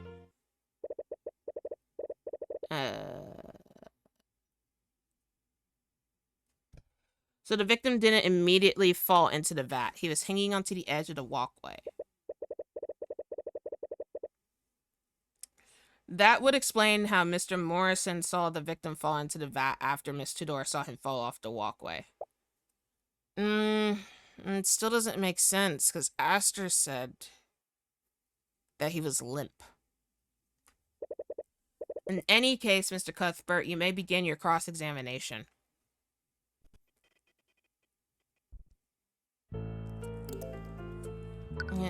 But Aster... Oops, I didn't mean to press.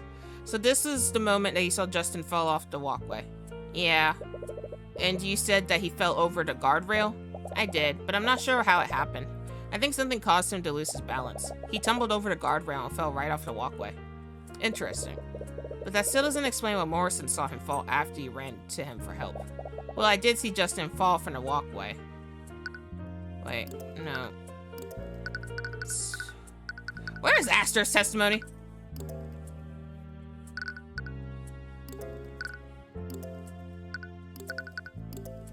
Oh, they have the same testimony, that's right.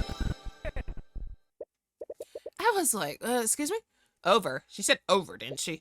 Rika, you said that the victim tumbled over the guardrail. As in, he was thrown over it. Yes, that's right. What? Did you see the moment that the guardrail broke? No, I didn't. I already told you that, didn't I? But you did see the moment that Justin fell off of the walkway. And in that moment, did you see Justin break the guardrail? No, like I told you, I didn't see the moment that the guardrail broke. Googly eyes. But that's the thing, Rika. According to Morrison, Justin Way broke the guardrail as he fell into the vat. More specifically, he said that Justin was standing on the walkway when this happened. What? According to the prosecution, Justin Way leaned on a faulty guardrail and broke it, falling into the vat. But that's not what you saw, was it, Rika? No, I saw him tumble over the guardrail. Hey, Mandy.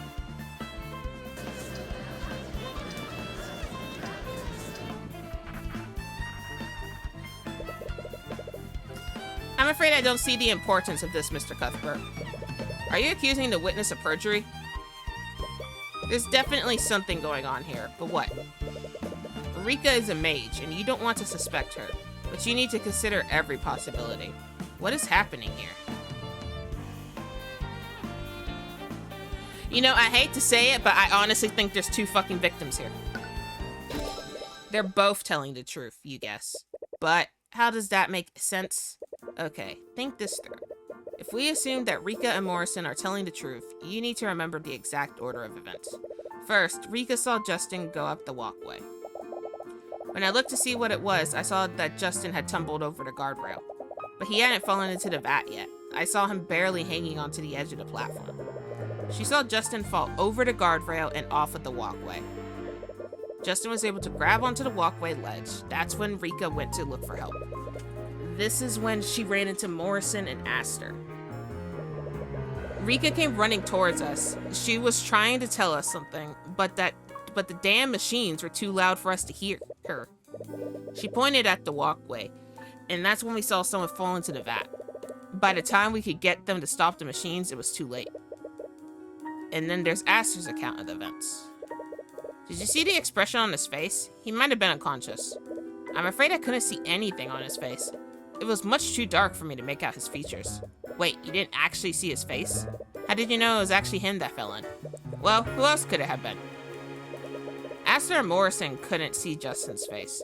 That's the one detail their testimonies never sat right with you. But you dismissed your suspicions. They found Justin's body in the vat, after all. You know for a fact that he fell into that vat. But you never considered the one other possibility.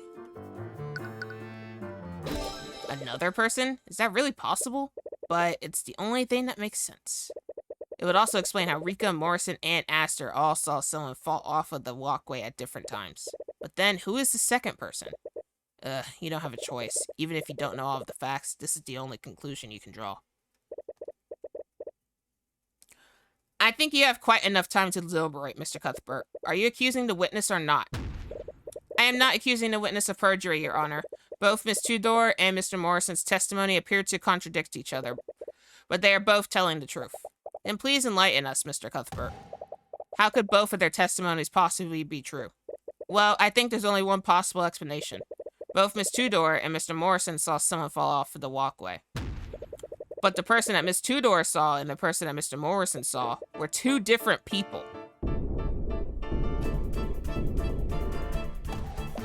Are you serious, Mr. Cuthbert? Do you honestly think some random person fell into the vat moments after Justin Way fell in? It's the only conclusion that makes sense, Miss Steelman. Mr. Tudor knew the victim and recognized him. That's how she was able to confirm that it was him that fell into the vat. Oh, thank you for the hydrate.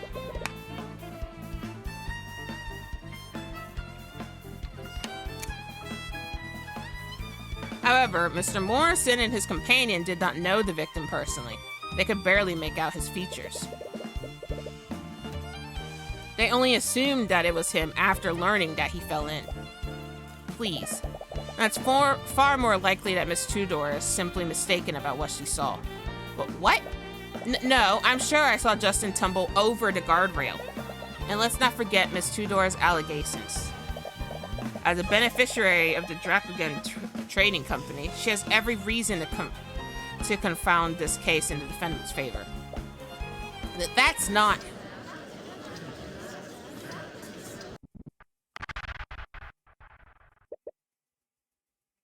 That's enough. This is a civil case, Mr. Cuthbert, not some murder mystery for you to throw wild theories towards. This was clearly an accident. It looks like you don't have a choice. You're going to have to use your trump card. You have one piece of evidence that implies that this wasn't a simple accident. No. Oh, yes. Are you sure about that, Your Honor? What? Justin Wade's death was reported as an unfortunate accident. As a result, the city guard put minimal resources into their investigation. More specifically, there is no reason to call in the Arcane Inquisition. What are you talking about now? Why would the Inquisition be... No, are you saying that... Unlike the Arunic City Guard, I have a mage capable of casting Detect Magic. My bodyguard, Celeste McCoy, scanned the crime scene for magical traces, and she found traces of transmutation on the broken guardrail. Traces of magic were found at the crime scene? But that would make this a potential homicide, Your Honor. This is ridiculous. The accident took place within an arcane refinery. Those traces could have easily come from the purification process. Miss Steelman, these traces were found only on the guardrails that Justin broke. We didn't find them anywhere else. We can't be certain of what happened, but it's clear that a mage used magic near the scene of the accident. foul play may have been involved. So my theory of another person falling into the vat is entirely possible. My client is not at fault for the guardrail breaking. Considering this shocking revelation, there is still much we do not know about Justin Way's death. With that said, I have no choice but to suspend the trial of Von Sanctus versus Dracogan. He had a feeling that this would happen. Just like your other cases, the court won't pass a verdict unless a culprit is found. The court would give the Arcane Inquisition time to investigate the scene and the supposed magic traces. We will resume the trial in 2 days' time. Court is adjourned. Well, now we're on to another investigation day. Well, at least we survived the first day. But it kind of feels like we're back to square one. Yeah. The Inquisition would get involved. They know that magic played a role in what happened. If you want them to dismiss the case against Dracogan, you're going to have to find out exactly what happened. If that's even possible. Man, who was the other person that fell? Hey, are you okay? You feel a headache coming on. Yeah, I think I'm just tired. Well, this day has been exhausting. It's pretty late. Should we just head back to the inn and continue the investigation tomorrow? No, I want to take another look at the refinery before the Inquisition gets there. The throbbing pain in your skull seems to disagree with you doing that. Yeah, no, we're heading back to the inn. I'm fine, really. Tyrion, I know you're anxious about the trial, but you need to get some rest. Celeste, it's fine. It's not, you're going to work yourself. Would you just stay out of my way? Again, your voice came out louder than you meant it for it to. Fine, whatever. Thank you for the raid, Firedale. How was your stream? Fine, whatever. Do what you want. It's this damn city. Being back here is really getting to you. Didn't make wee woo so you're safe. Yes, because I want to be there when you make the wee woo. That's all the more reason to get through this trial as soon as possible. The soreness in your head doesn't seem to be going away anytime soon. Perhaps she's right. You'll be better off investigating the scene after some rest. Safe. Double safe. Triple save. Another nightmare overtakes your sleep. You clutch the note tightly in your hands as you read it. I'm sorry, Tyrion. There were so many things that I wanted to tell you. So many things that I wanted to show you. But I'm afraid that I can't do that now. I need you to be strong now. This world is bleak, merciless, and unforgiving.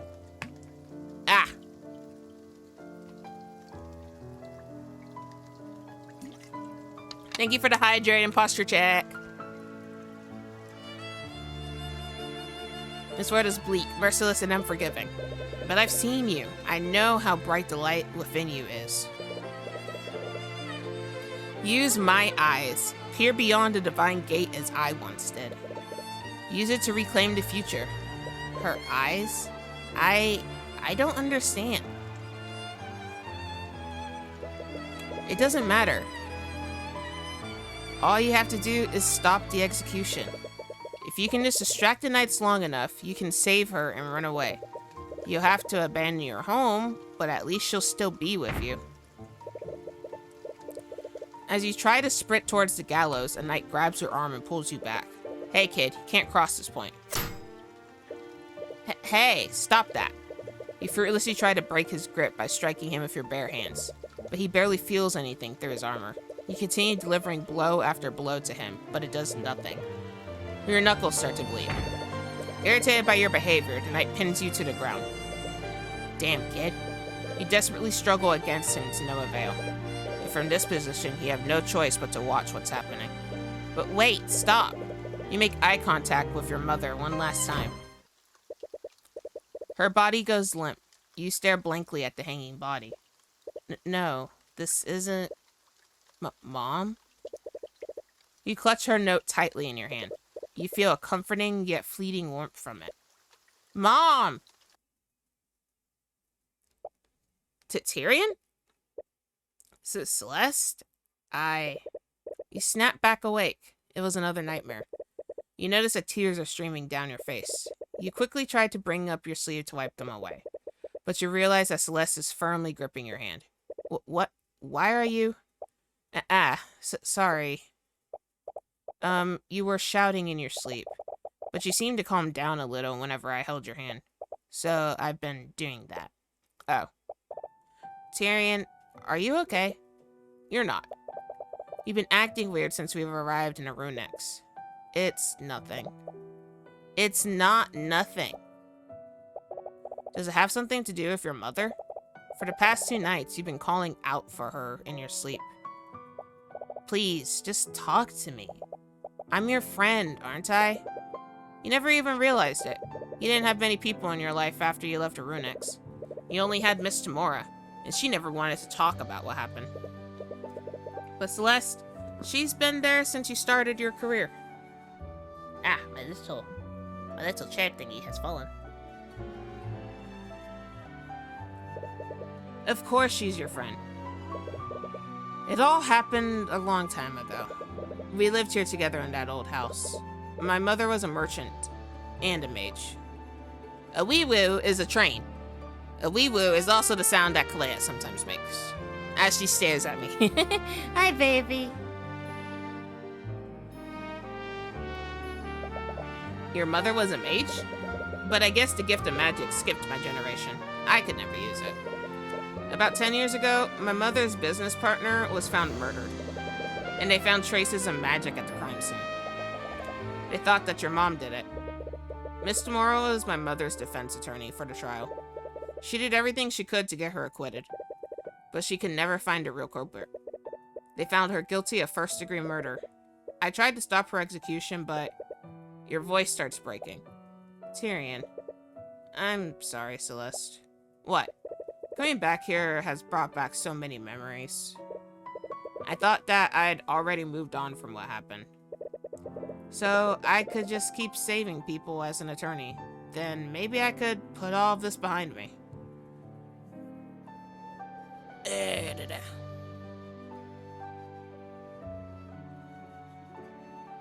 Yeah, you can't make the wee-woo train without me. But I'm back in Arunex, and those feelings are still so fresh in my mind. It's like I'm still the same perilous child from 10 years ago. I know that I've been taking that out on you. I'm really sorry. Don't be, I get it. I know what it's like to lose someone like that. She does, doesn't she? When my dad was murdered, you were there for me. If it weren't for you, I would have still believed that he died hating me. Celeste, Celeste slowly clasps your hand within hers again. It feels warm and comforting. Has this been the warmth you've been feeling for the last few nights? So, just let me be here for you. You can feel yourself dozing off. You have to snap yourself back awake. Sorry, the last few days have been a little tiring. It's okay, just focus on falling asleep. I'll stay with you for as long as you need me to. Yawn. I'm also feeling pretty tired though. I'll just rest my eyes a bit. When did this game turn into a visual novel dating sim instead of a courtroom action drama? It is still a courtroom action drama.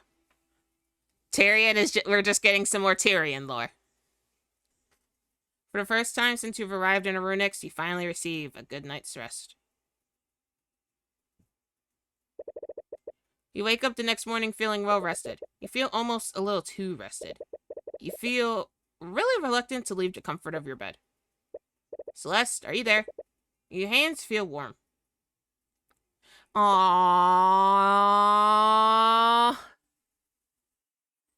She's sleeping so peacefully. Yeah, hi, baby. Yes, you are sleeping peacefully too. Kalea wanted some scritchies. Hi, it's a baby. You can feel your heart stop. Celeste, what do you want? Her eyes slowly open as she wakes from her equally restful sleep. She jazzily scans her surroundings.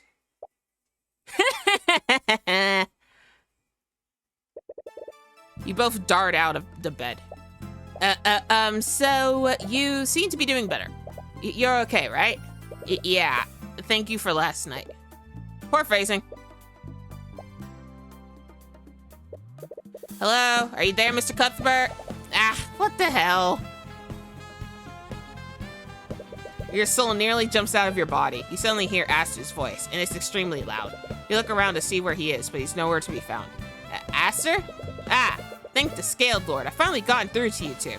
What are you? I'm using a spell to speak with you right now. I apologize for contacting you in this manner, but I was worried that something had happened to you two. Right, of course. Anyways, what do you want at this time of the day? This time of day? Mr. Cuthbert, it's 3 p.m. in the afternoon. What? 3 p.m.? You missed the entire morning. I hope everything's okay. Did something happen? No, everything's okay. Anyways, if it's already this late, we should head over to the refinery. Yes, the investigation. Let's do that, immediately. Celeste immediately power walks out of the room. You quickly follow after her. If we're heading to the refinery, do you mind if I meet you two? There's something that I'd like to ask you. Sure. Wonderful, I'll see you at the town square. You quickly meet Aster in the town square while you walk to the refinery. Aha! I finally know who you are, Mr. Aster. You and Celeste walk to your destination with purpose. A little too much purpose. It's almost as if you're both trying to distract yourself from something. Every time you make eye contact with Celeste, she quickly glances away. Things are a little awkward, but you much prefer this over the tense mood between you two yesterday. Anyways, Aster, what was that spell you used earlier? It lets you speak with us without being there. Oh, that was a conjuration spell. It's called Send a Message. I just feel a little bit uneasy that you can just contact us out of the blue like that. More importantly, you're a little worried about what he might have seen.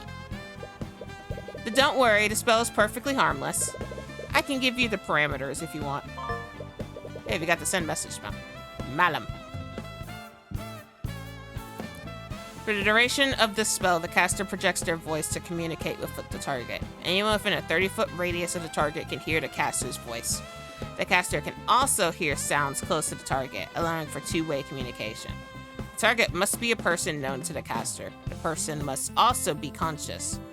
Otherwise, the spell will fail. Alternatively, the target can be an object that is attuned to the caster's magic. It looks like it can only facilitate communication. He definitely didn't see the embarrassing state that you two were in. By the way, I'm not trying to be rude, but why are you following us? Oh, yes. I was still trying to think of the proper method to ask you, but you both seem to be on the edge at the moment. What did you want to ask us? You already told me about the traces of transmutation at the refinery, but the trial yesterday really highlighted the significance of that. I can't simply stand by if I was a witness to a murder. And? May I join you on your investigation? It's happy and scared. Happy and scared.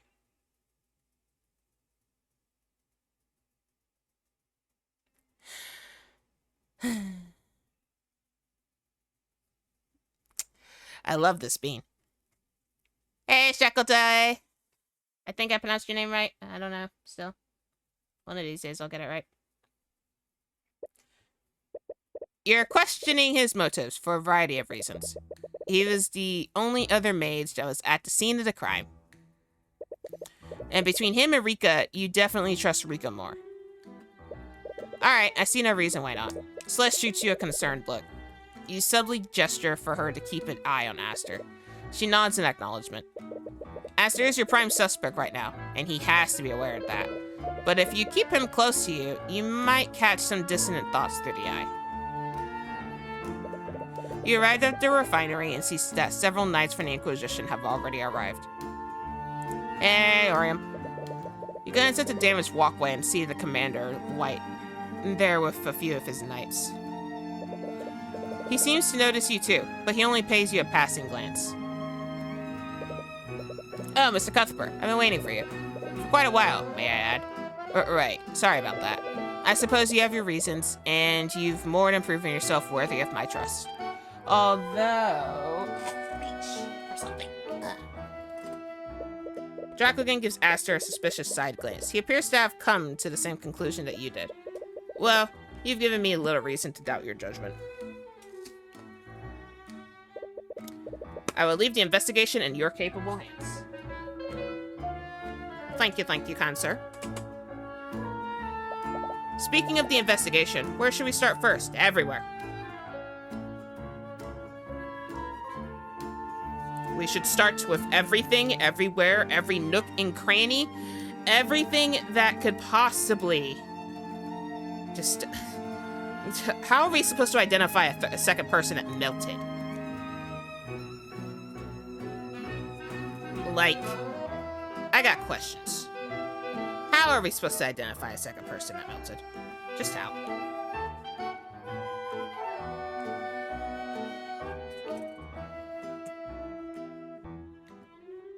We were lucky with identifying Justin because his clothes didn't melt away for some ungodly reason. We're not that lucky with victim number 2. Now that we've gotten the Inquisition involved, we might be able to learn more about the magical traces at the crime scene. You look at Commander White, who's inspecting the walkway. He's probably your best bet for getting more information about the Inquisition.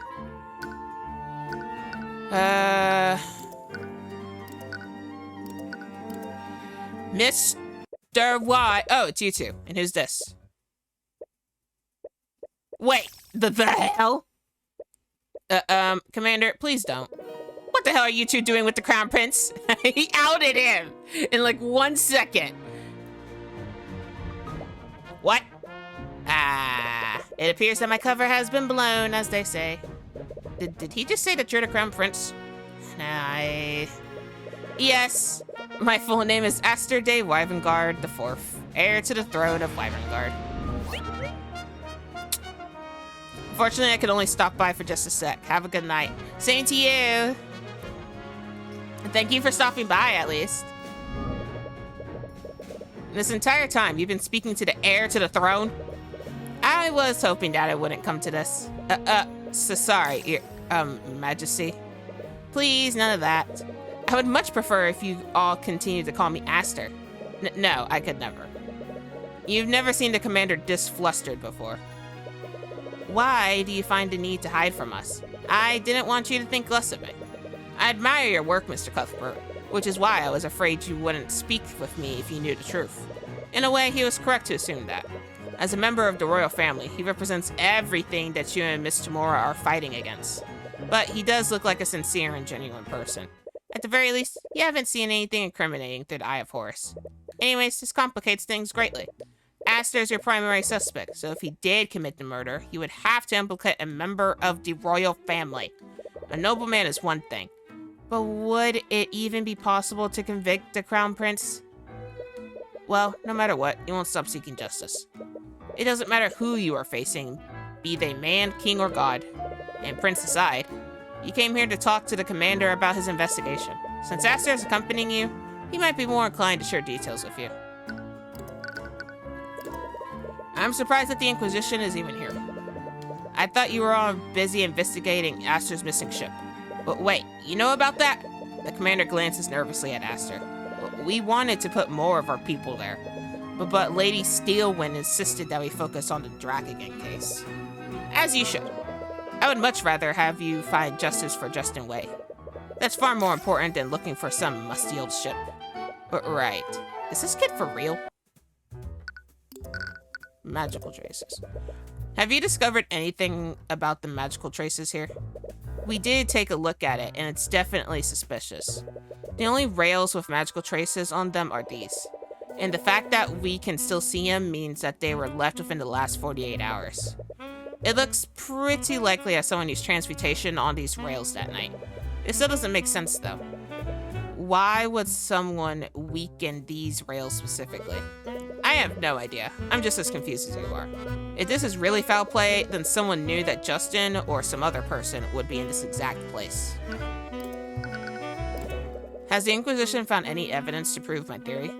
You mean about the second person falling into the vat? Sorry, kid, but it ain't that simple. The body of that Justin fella sort of dissolved. That's quite gruesome. If another person had fallen in, their body would have dissolved too. We could only find some bone fragments, blood, and a lot of metallic shards. Have you been able to use divination magic to identify the bone fragments? Yep. The ones we found all belong to Justin Way. No signs of bones from another person. Ew. There wasn't any evidence of another person falling in? Could your theory have been incorrect then? Are you sure that you and Morrison saw a person fall into the vat, Aster? I definitely saw someone fall off the walkway and break the guardrails. Although, thinking back on it, I didn't recognize who exactly that person was. The harbor master and I were pretty far away, and it wasn't well lit. Do you think the second victim's body fully dissolved? That might explain why we can't find any bone matter from them. No, if my theory is correct, the second victim fell in minutes after Justin.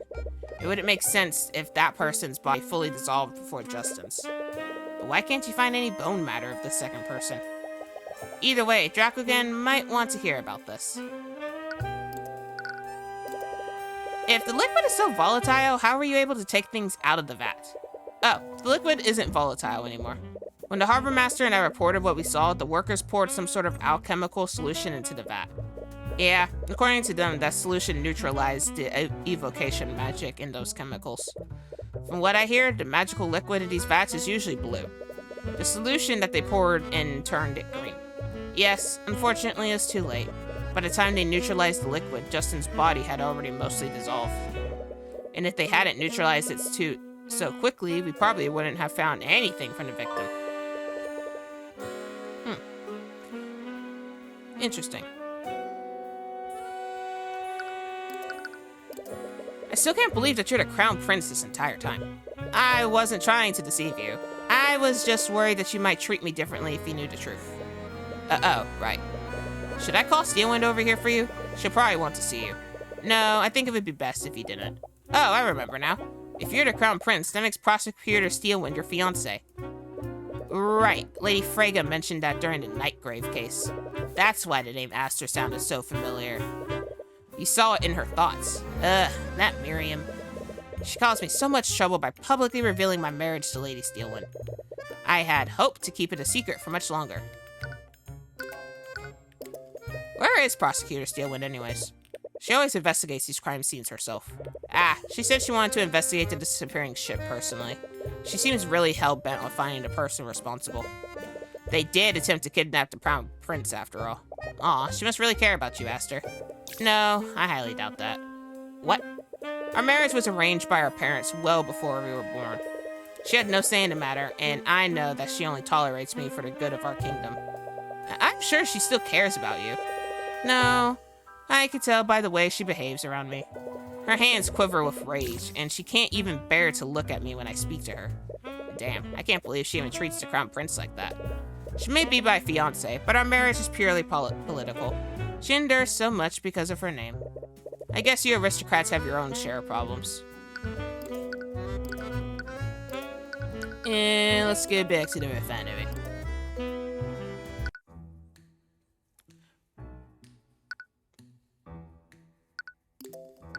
The trial. I'm quite pleased with your work during the trial. I'm glad I put my trust in you. Thank you, but we're still a long way from getting your case dismissed. And showing the possibility of a murder definitely made things much more complicated. I see no reason to blame yourself. You merely played the cards that you were dealt. Honestly, I'm still trying to make sense of what happened. Do you have any idea who the second victim might be? I have no idea. But all of my other employees are accounted for. I doubt that it was anyone who worked for me. But then who was it? To be perfectly honest, I'm a little concerned with how many unauthorized people were here that day. He has a point. It seems strange that Justin, Rika, and Morrison were all there. That. Jack, again, we spoke with the Inquisition about what they found in the vat. And they could only find bone matter belonging to Justin.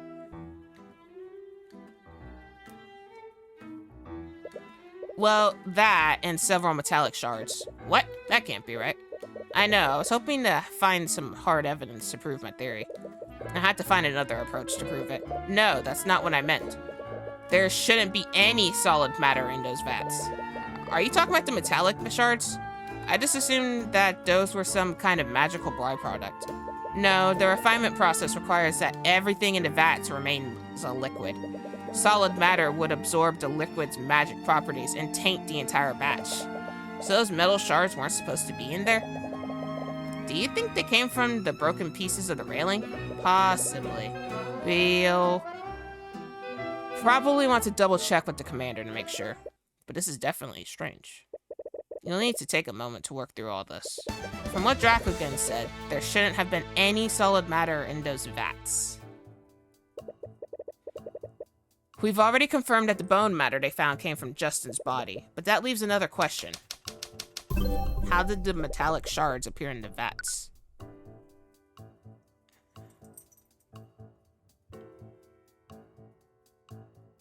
The killer sabotage, no.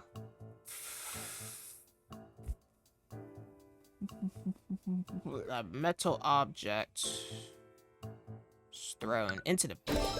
A metal object was thrown into the vat. Yeah, I guess that makes sense. Whatever that object was, it probably dissolved into the shards that Orium found. That's the thing, though. What should the magical liquid have done to the object? It should have disintegrated it. It was destructive enough to reduce an entire human body to a few shards of bone. The vat liquid should have completely destroyed the metal object. The object would have been completely destroyed. We shouldn't have found any metal shards in the first place. Right, but we did find them. How do you explain that?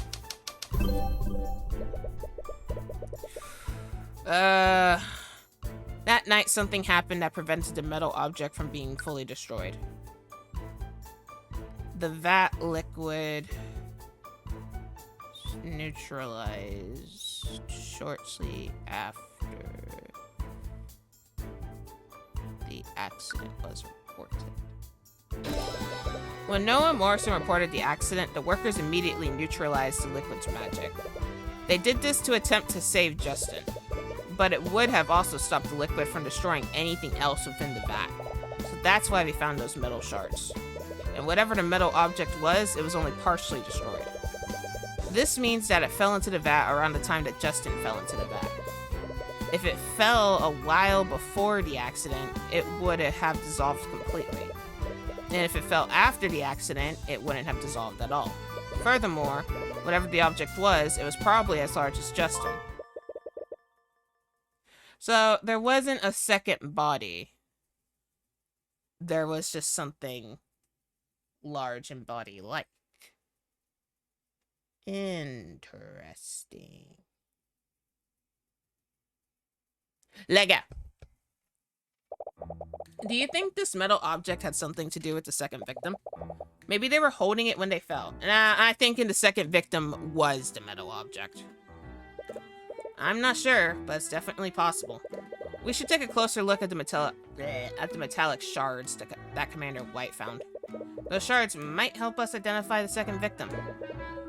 If that person even exists.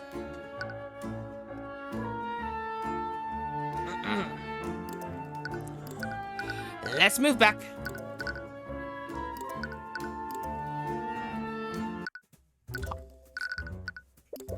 Commander White, you mentioned that you found several metallic shards in the vat.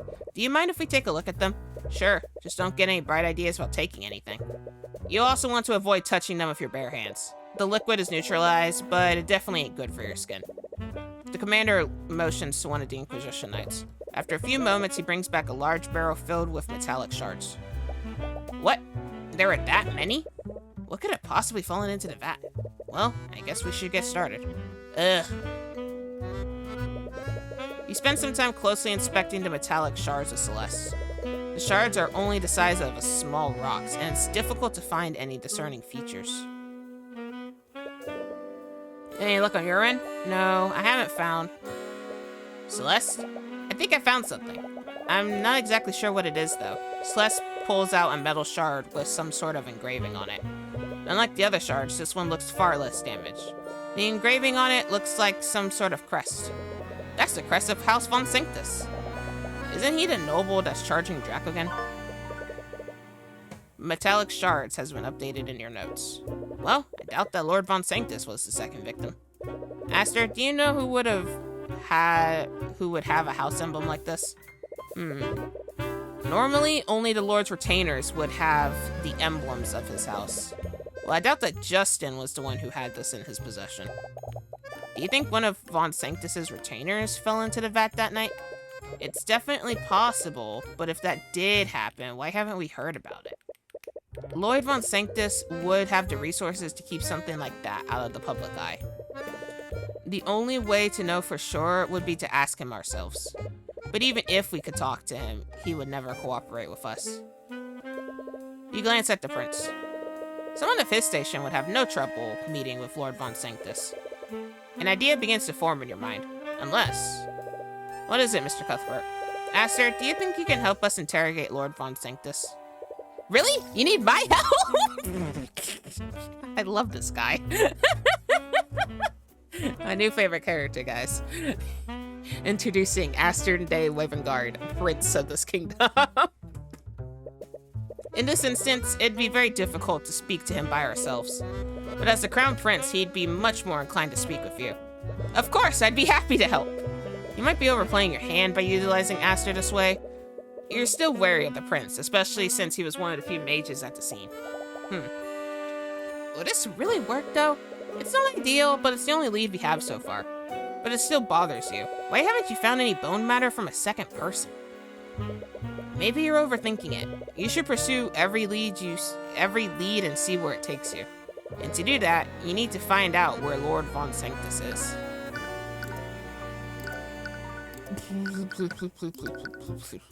I got to go to the prissy bitch's manor. So this is Von Sanctus's house. It'd be more appropriate to call this building a palace rather than a house. Ugh, what's that smell? As you head further into the manor, you're hit with a very pungent and sour odor. It almost burns the interior of your nostrils every time you inhale. Well, we're here. You look around the manor and don't see anyone nearby. It looks like Lord Sanctus isn't home at the moment. Perhaps we should try looking somewhere else. Okay. Where else would that be? Okay, back to the square. We mustn't let such idealistic notions throw our nation into chaos. You arrive at the town square and see Lord Von Sanctus speaking to several spectators from a podium. There's Lord Von Sanctus. He appears to be giving some sort of speech. We mustn't let such idealistic notions throw our nation into chaos. Mallow, don't copy what the bad man says. You do your best to remain hidden from his view while you listen in. Please understand the actions of the nobility seemed callous. However, we only have your best interests at heart. This controversy with the Dracogen Trading Company is just one of the many examples. These so-called unions that men like him support may seem appealing, but they only, what? Obfuscate?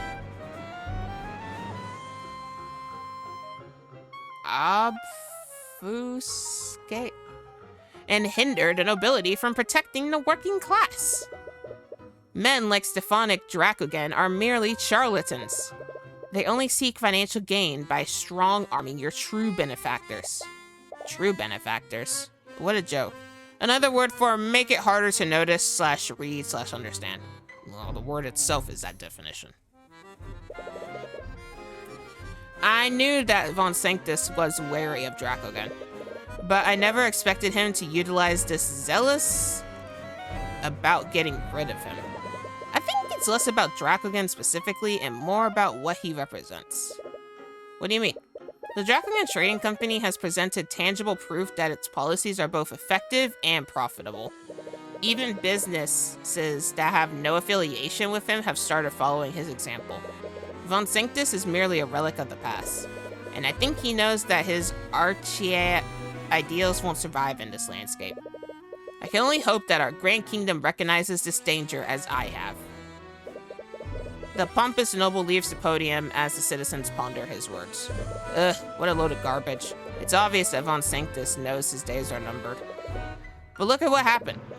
We let the common folk set their own standards, and a young man died. I guess you have a point there. He saw Von Sanctus get into a carriage shortly after his speech. It appears to be heading back to his manor. Back to his manor we go. Anyways, we saw Von Sanctus heading back here. We should be able to speak with him soon. Wait, Tyrion, isn't he going to recognize us? We can't really avoid that. Let me see if I can say Celeste McCoy, and Von Sanctus Manor, and Tyrion Cuthbert. Yes, very good, Mallow. We need to speak to him directly, but even a noble like him would have to act civilly with the Crown Prince present.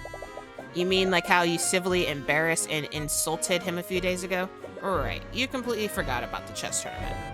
Well, it's not as if we can hide our identities from him. I faced him in a chess tournament, and I'm Dracogan's attorney. He knows what we look like. What we look like? Wait, that's it. What? Lucio. Wait, what are you? Wow. That's quite impressive, Celeste. Right? I've been practicing that one. What are you two talking about? I think you should see for yourself. The prince gestures towards a nearby mirror in the hallway. You reluctantly approach... Welcome to the spirit realm, Morncraft Jones. Weehoo, weehoo. I want to see Astrid Wyvengard again, Mama Ally. He's good people. Who said that? Wait, who made Mallow say that? Huh?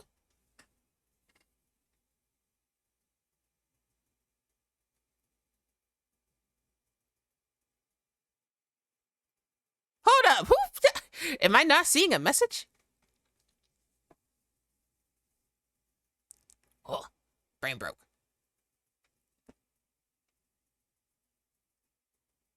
But yes, so welcome, Morncraft Jones. You reluctantly approach it. Just what did Celeste do to you? What? Why do... Why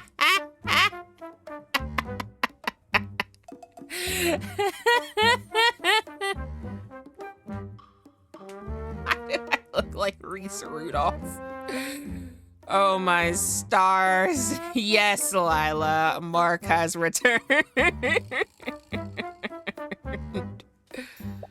It looks great, right? Why do I look like Reese Rudolph? I don't know, Mallow. Maybe she used a Lucio on you.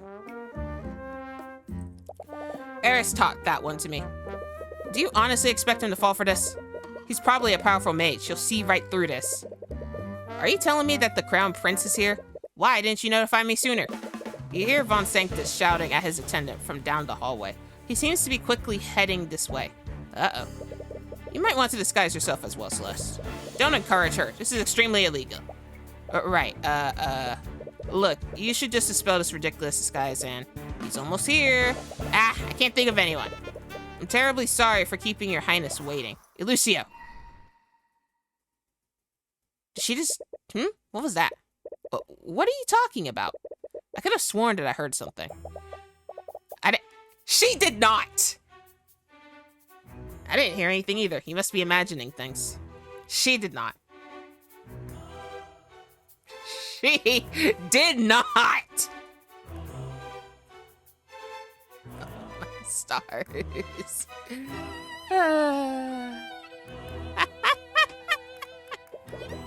Scaled Lord, help us of all the people she could have chosen. At least she's able to mimic her voice well enough. Oh, Lady Steelwind, I wasn't expecting you until much later. Well, I do not answer to you. I shall do as I shall please. Yes, I suppose you have a habit of doing that. Surprisingly, it doesn't look like he's seen through your disguises. He must have other things on his mind if his guard is down like this. Anyways, Lord Von Sanctus, pardon the abrupt intrusion. I came by to pay my respects. I am honored by your majesty's presence. Unfortunately, I'm quite busy with administrative matters at the moment. Too busy to show hospitality to the heir to the throne. I wasn't... I suppose I have some time to speak with you. The conditions aren't ideal, but at least you have Von Sanctus here with you. You should let Prince Aster make small talk with him for a bit. After that, you can subtly bring up the Von Sanctus crest that you found in the vat. I heard about the charges that you brought against the Dracogen Trading Company. Forgive my bluntness, but is everything well within your estate? That. I am simply cleaning house, nothing more. I've dealt with plenty of men like Dracogen before, and this time will be no different. I understand that he may be taking business away from you, but does that really warrant you taking such drastic measures? It's just about his business. It's these ideas that he's putting into people's heads. He's allowed these unions to continue existing, and other businesses are following his example. It's absolutely absurd. It's as if the entire world has gone mad. I see. Our society only functions when the lower class knows their place. If that's how our society functions, then perhaps it is flawed. You're still young, Prince Aster. These righteous ideals may sound appealing, but they are the path to disorder. The common folk do not care about the well-being of our kingdom as a whole. They only care about themselves individually. If we allow them to become empowered, they will use that power selfishly. It is up to the upper class to maintain order. He does not like that. I see. I think we have another ally. By the way, I'm surprised that you're representing Lord Von Sanctus, Lady Steelwind. Oh, right. What is she doing? It's already hard enough to maintain this ruse. What? There's none of me. Who does it? There's none of me. Hang on, I got this. I got this. Hang on. Hang on.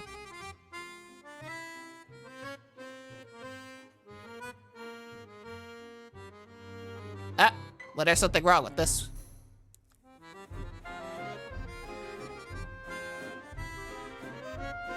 Hang on, hang on, hang on, I got this.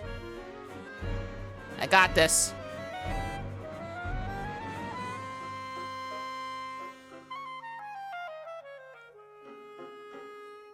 I guess there is another me.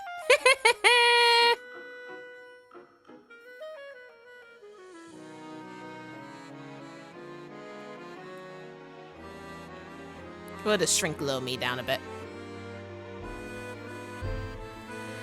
Unfortunately, I do not have those redeems working on this model yet. I'll have to get them working on this model eventually. But yeah.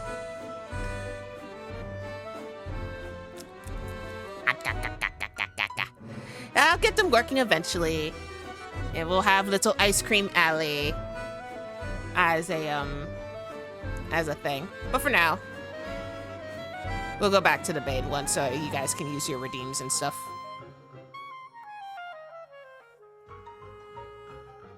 And I'm back. Yeah, the redeems don't work at the moment. They'll work eventually. Just not right now.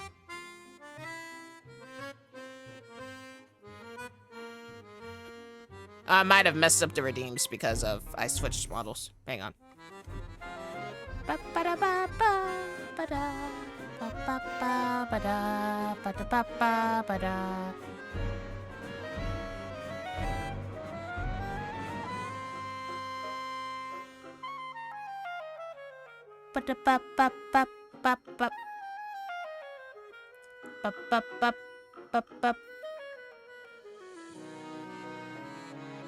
There we go.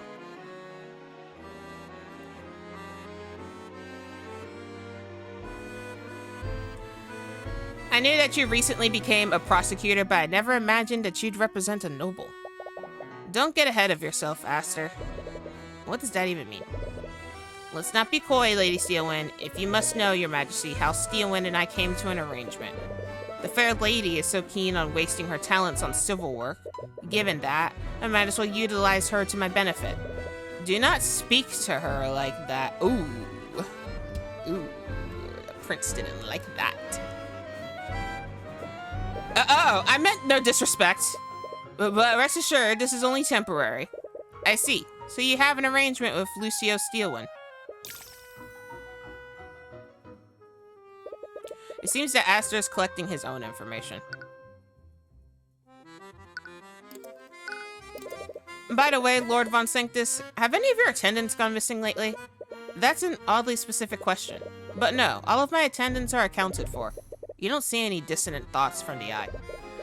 But he could be unconsciously shielding himself from it. I must ask, why would you ask such a question? You see, I actually found a discarded trinket while walking around the city. It had the crest of House Von Sanctus on it. I was worried that something unsavory might have happened to one of your people. Ah, I see. I suppose you must be on edge about what happened to your ship. However, items with the Von Sanctus crest are quite common nowadays. Really? The item that you found must have been a product produced by Von Sanctus Industries. An item produced by Von Sanctus Industries? You got a very mad peanut? Uh-ohs.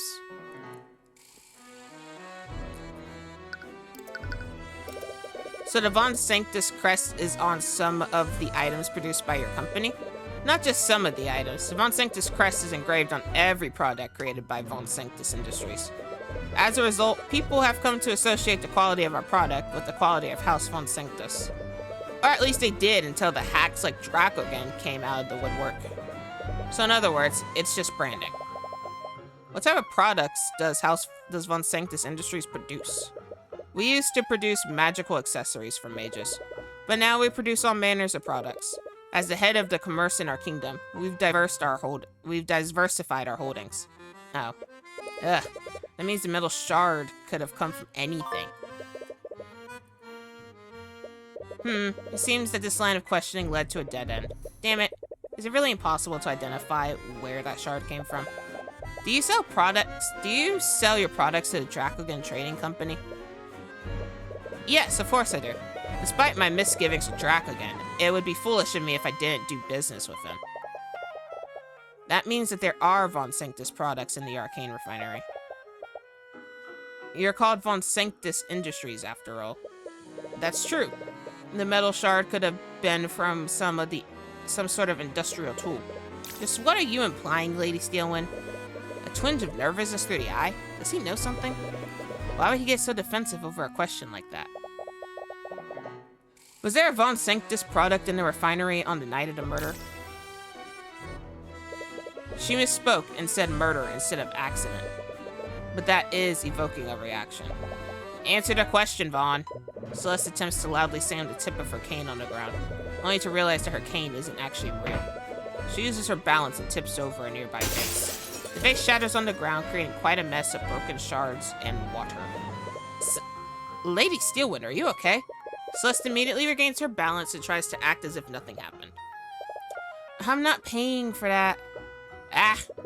Lord Von Sanctus completely loses his composure and recoils at the sight of the broken vase. Construct, I require your assistance! Acknowledged. Not these things again! In response to oh no! I just put 2 and 2 together. The second thing that fell into the second body was an arcane construct. Great. Construct, clean up this mess at once. He seems very disturbed by the mess. Is he some sort of clean freak? Acknowledged. The construct begins quickly picking up the shards of the broken vase. You own an arcane construct? I do. Von Sanctus Industries is the inventor of arcane constructs, after all. Right. You recall Celeste mentioning that earlier. Would you like one, Your Highness? My apologies. I'm not very interested in using artificery. Suit yourself. In any case, I'm afraid Lady Steelwind must be taking her leave now. What? Remember, you said that you could only accompany me for 1 hour. It's close to being 1 hour, right, Lady Steelwind? Oh, right, 1 hour. It would definitely not be good for us to be here for more than an hour. Oh, does this illusion only last for an hour? In the meantime, may I discuss some personal matters with you, Lord Von Sanctus? Of course, I'm at your disposal, Your Majesty. You raised an eyebrow at the prince. It appears that he didn't come here just to help you. But you suppose that you've gotten all the information you need out of Von Sanctus. It's time to move on to the next lead. Sigh, that was embarrassing. Yeah, that was a bit too close for comfort. Well, at least no one saw through our disguises. Ah, are you an attendant here? Please notify Lord Von Sanctus that The real Arya Steelwind walks through the front door of the manor just as you are about to exit. She immediately stops in her tracks upon meeting her doppelganger. Aburio. With one spell, Steelwind dispels the illusion over you and Celeste. Upon seeing who you really are, she lets out an irritated sigh. Is impersonating the Steelwind some kind of hobby for you, Miss McCoy? She looks really angry this time. No, there was a really good reason for us doing this. Let me guess, you wanted to interrogate Von Sanctus without him knowing who you really were. No? Lying about your name is one matter, but impersonating a noble using magic is a serious crime. Tyrion, help please? Are you seriously going to have to defend her in court again? You quickly try to think of a way to defuse the situation. Ah, sorry for the wait, you two. I had to discuss. Lady Steelwind. Great. According to Aster, Steelwind despises him. Knowing that he was a part of this will just make things worse.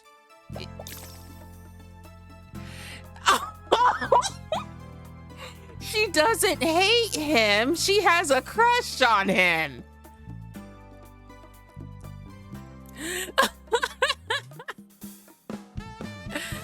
She thinks she hates her. Oh, my stars. What is he here? What? I see you've dispelled their disguises. You knew about this? Aster steps between you and Steelwind. It seems that he's trying to calm her down. For better or for worse, her attention is firmly focused on him. I'm terribly sorry. I didn't mean to disrespect you. No, that's not why he's really close. Oh. So that's why she acts all clammy around him. They pulled this rules under my orders. Could you please look the other way just this once? Okay. Thank you, Lady Steelwind. I won't forget this.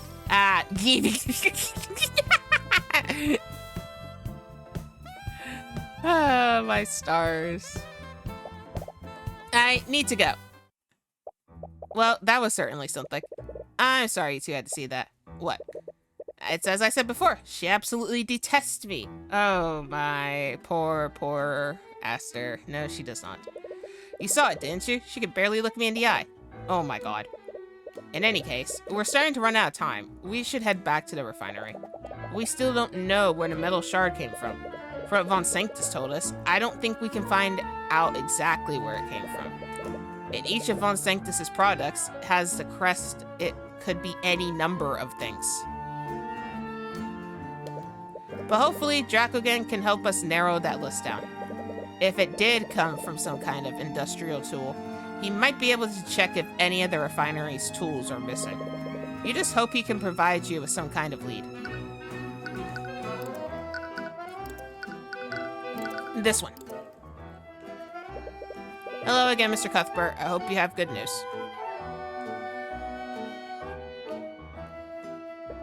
Well, actually, you take some time to explain to Dracogen what you found during your investigation.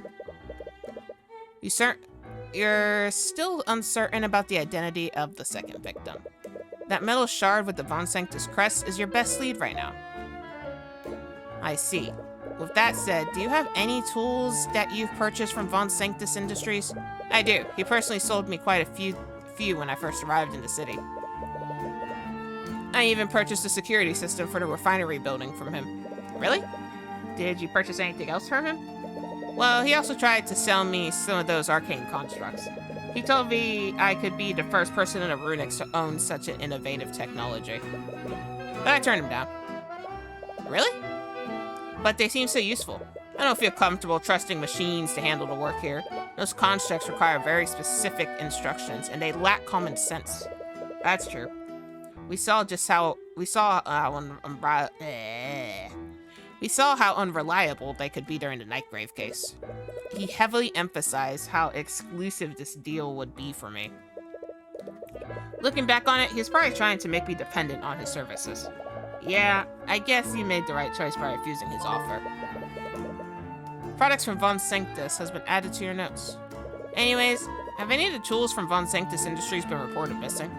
The Inquisition actually asked me the same question, so I took some time today to check my inventory. What would the Inquisition ask him for that? Did Stealing come here to the same conclusion that you did?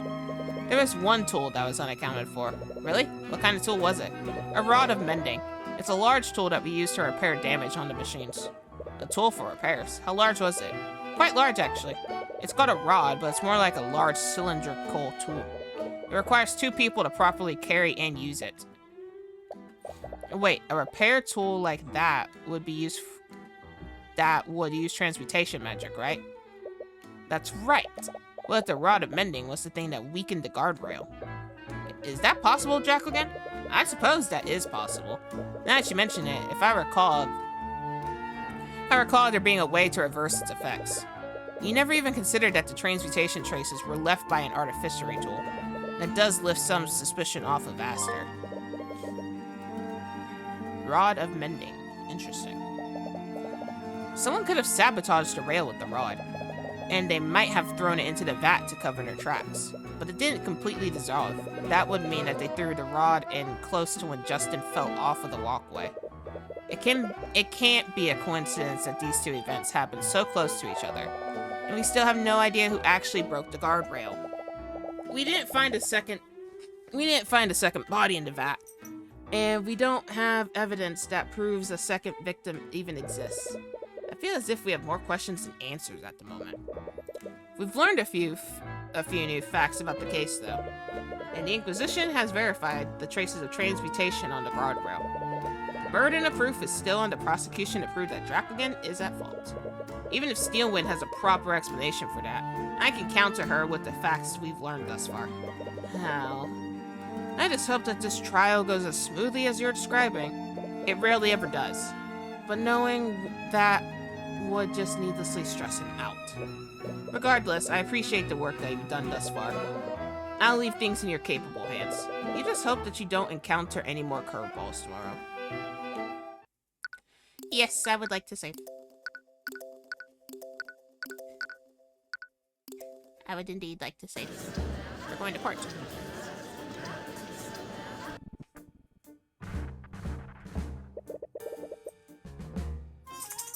Where are you going, Kalea?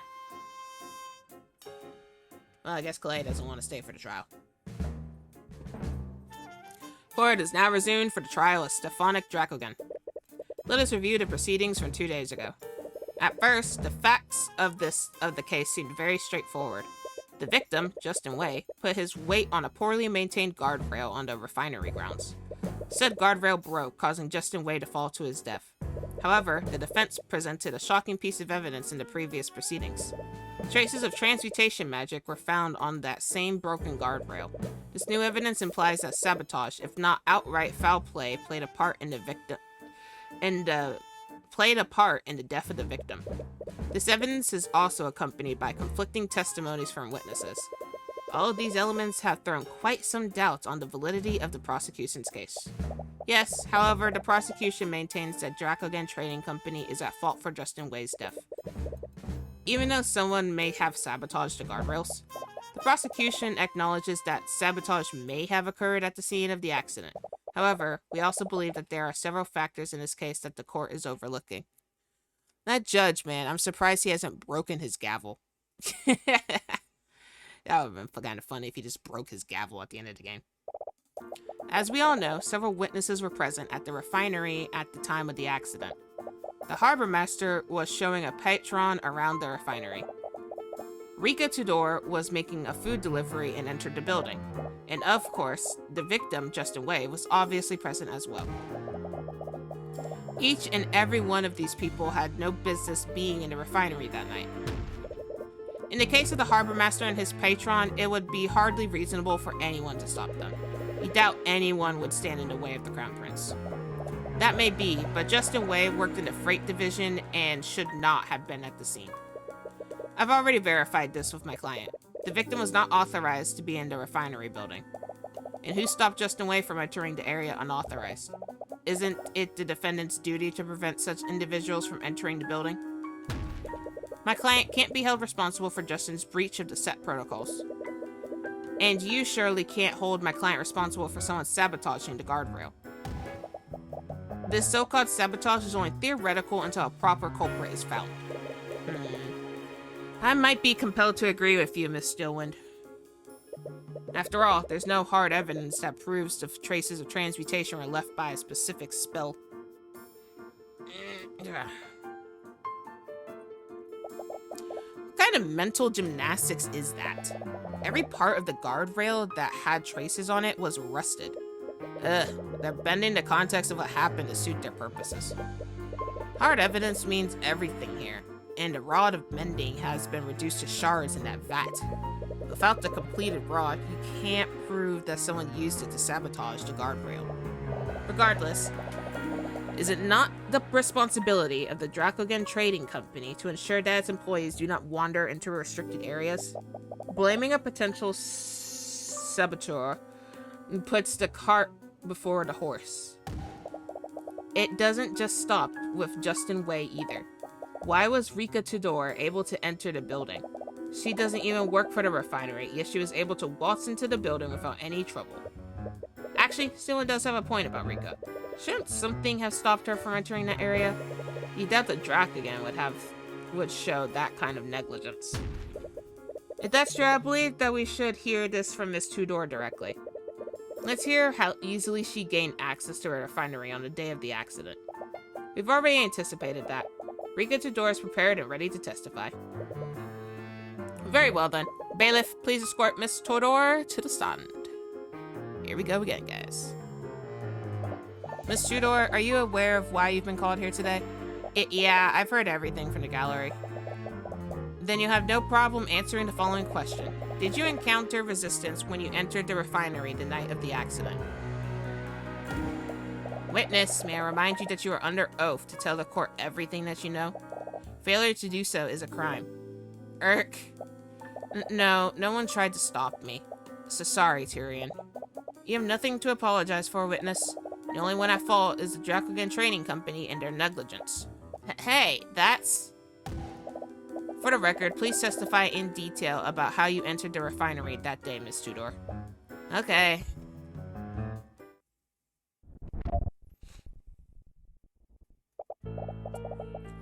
That day I was looking for Justin in the freight area, but I couldn't find him.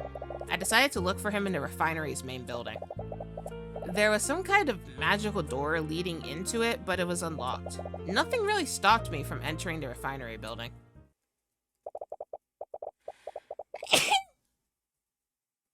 Sorry. As the court can clearly see, there is no safeguards preventing the witness from entering the restricted area. I'm curious about this magical door. The witness clearly stated that there was a magical door leading into the building. This is obviously some sort of security door powered by artificery, which was still unlocked and effectively useless. Damn it. There must be a way to prove that the unlocked door wasn't Dracogen's fault. Mr. Cuthbert, you may begin your cross-examination.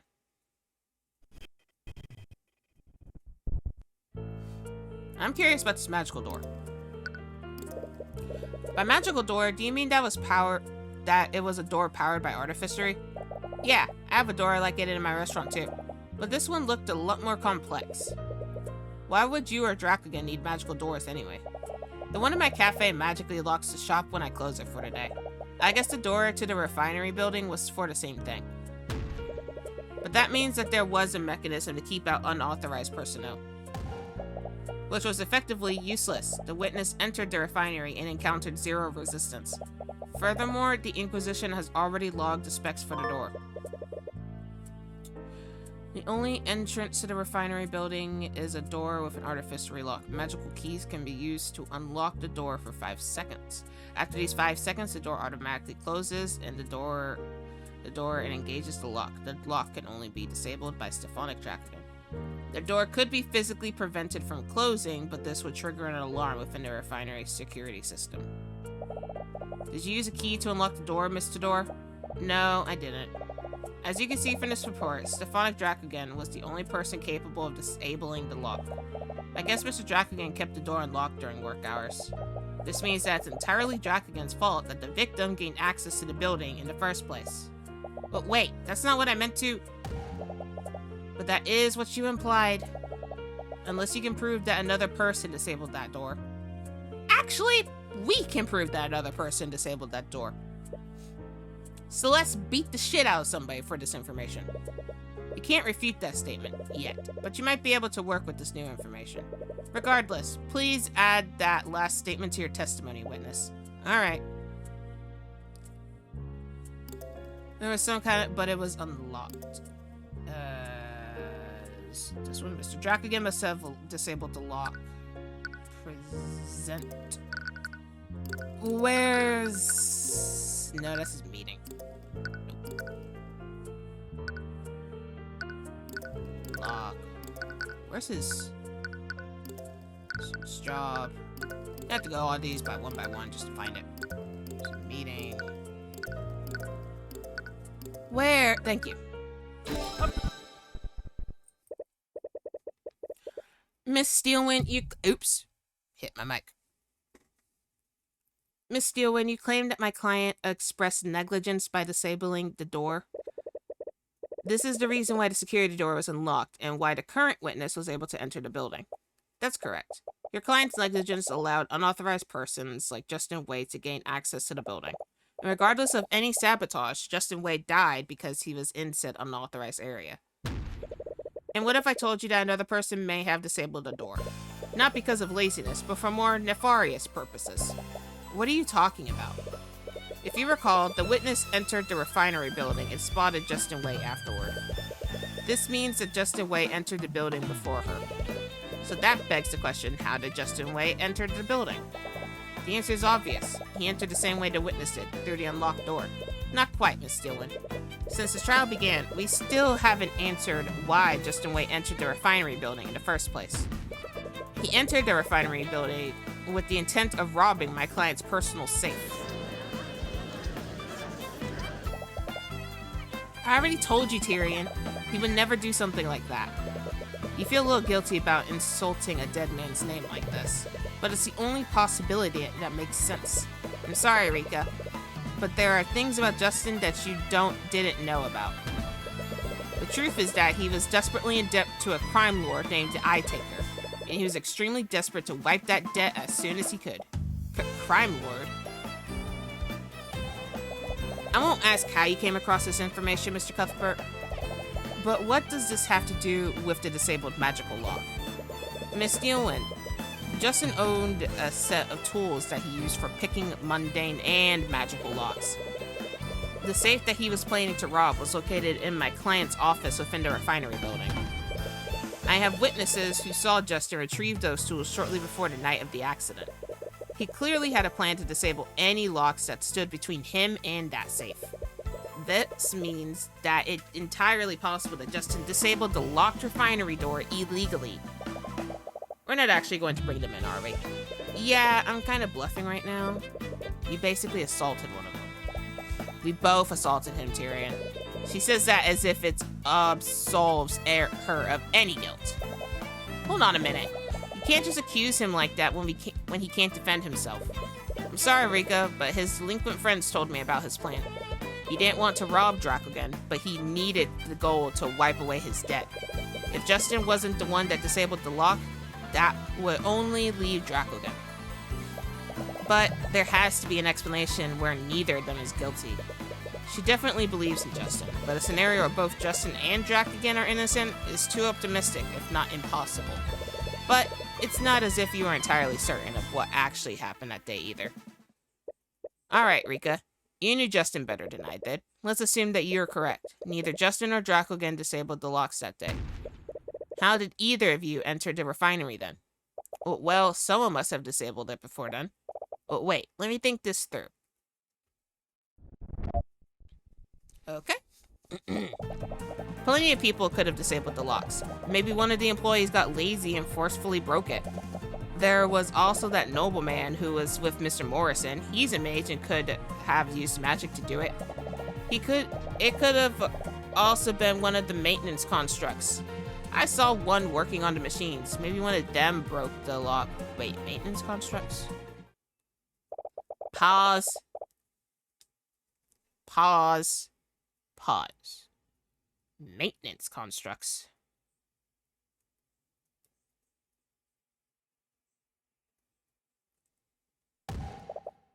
If you recall, the entrance lock can only be disabled by Stephanic Dracogen. Even Mr. Cuthbert's theory makes more sense than your list of suspects. Hold up, I got a bigger pause.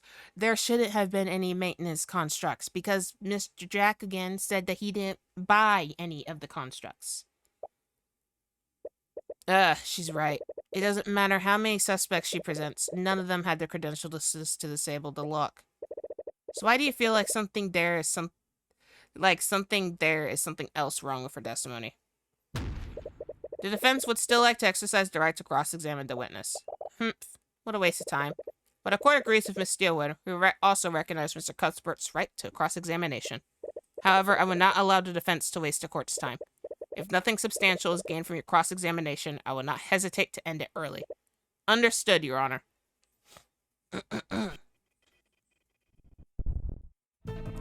That fourth one.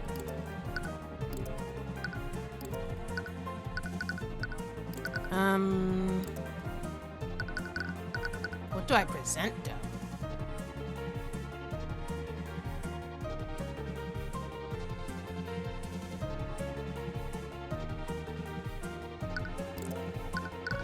No. This? Wait, that can't be right, can it? Rika, you said that you saw a maintenance construct inside the refinery building. Are you sure that it was an arcane construct? Yeah, I've been keeping an eye on them in the Von Sanctus catalogs, but they're not available to the public yet. When you saw this arcane construct, what was it doing? I'm not exactly sure, but it looked like it was doing maintenance on the machines. Maintenance on the machines? But it shouldn't have been there in the first place. What was it doing there? And more importantly, who sent it there? Where are you going with this, Mr. Cuthbert? Arcane constructs only perform the actions that they're ordered to do. Oops. A construct at an arcane refinery would only take orders from their administrator, Stephanic Dracogen. Unless you want to imply that the construct broke the lock on his orders. I agree. A construct owned by my client wouldn't have done that. But arcane constructs are extremely rare and not available to the general public yet. Furthermore, they are only produced and sold by Von Sanctus Industries. Lloyd Von Sanctus personally sold several products to the Dracogen Trading Company. However, when offered the opportunity to purchase his arcane constructs, my client turned him down. What? My client disliked the construct's flawed intelligence. He didn't want them working in the refinery. He turned down Lord Von Sanctus' offer in favor of utilizing human labor. Wait, then why did I see a construct there? Exactly. If my client did not own any constructs, why did the witness see one there? Or to phrase this question differently, who sent that construct there? Who? Why would anyone send an arcane construct into the refinery? First, let's consider the rarity of arcane constructs. They are highly experimental and not available to the public yet. With all of these elements in mind, only one person in the city of Arunix could have done this. Wait. You can't possibly mean... I mean Mr. Angry Pants. I do, Miss Steelwind. Who sent the arcane constructs? Few individuals has access to an arcane construct. And even fewer had the ability to disable the locked door without alerting the security system. Mr. Angie Pants. Only one individual could have done everything that I described. Lloyd Von Sanctus, the noble Lord of Arunix. You can't be serious. Are you accusing Lord Von Sanctus of illegally sending a construct into the arcane refinery? What possible reason would he have to do that? When Rika saw the construct, she said it was working on the machines, but that construct was sent by Von Sanctus. It didn't actually work for Dracogen. Wait, did that mean? Rika, when you saw that construct in the refinery, was it carrying anything? Yeah, actually. It was carrying a large cylindrical machine, and it looked pretty heavy. Like it would normally need to be held by two people? Yeah, how did you know? It all makes sense now, so that's what happened to the missing thing. Von Sanctus has been far too aggressive in pushing these charges. It wasn't because he was desperate to get rid of Dracogen. It was because he needed to cover up what actually happened. Mr. Cuthbert, where are you going with this? You see, Your Honor, the tool that the witness saw the construct carrying wasn't just any tool. It was a rod of mending. An artificery tool that channels transmutation magic. Transmutation magic? As in magic that could be used to weaken and sabotage parts of the refinery? No. Are you seriously accusing? Your Honor, Lloyd Von Sanctus sent a construct into the refinery to sabotage it. In other words, Lloyd Von Sanctus is responsible for that guardrail breaking. I think that's enough out of you, you upstart commoner.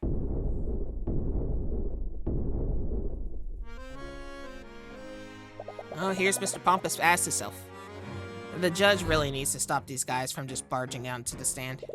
To be fair, who's going to stop a noble from a pillar family? I've had enough of these blatant accusations. Sure. If you want to sling mud at my name, you would do it to me directly. Lord Von Sanctus, I would highly advise against doing this. Please, do you think I'm like that fool Pierce? The defense's theory is laughable, and I have several pieces of evidence that I can easily prove my innocence. That figure says otherwise. He has a good poker face, but the eye is telling you that he is a little desperate. Very well. If the defense wishes to accuse you, I see no harm in allowing you to defend yourself. The court would very much like to hear your testimony on the matter. Here we go. It is possible to order a construct to complete a complex list of tasks, but doing so is ill-advised. I'm sure you observed this with the Nightgrave tile. Constructs are extremely prone to error when completing a long list of tasks. According to defense, the saboteur stole a rod of mending and used it to sabotage a very specific section of the refinery. I would never trust a construct to discreetly complete such an intricate set of tasks unsupervised. And before you ask, I was miles away from the refinery at the time of the accident. I have several associates who can confirm this alibi. Therefore, I had no way of observing this construct from afar, nor did I have any way to communicate with it. Give me your compodium, right now. Give me your compodium right now. Cuz that actually makes a lot of sense. The Nightgrave trial revealed the risk of ordering a construct to commit a crime. But nevertheless, Rika saw a construct at the refinery that day. That's indisputable. He definitely gave the construct a complex list of tasks to sabotage the refinery. And that raises one question. How did he account for the construct's error-prone logic? I don't know exactly how he... I think Mr. Jackass here used the only fucking spell we have.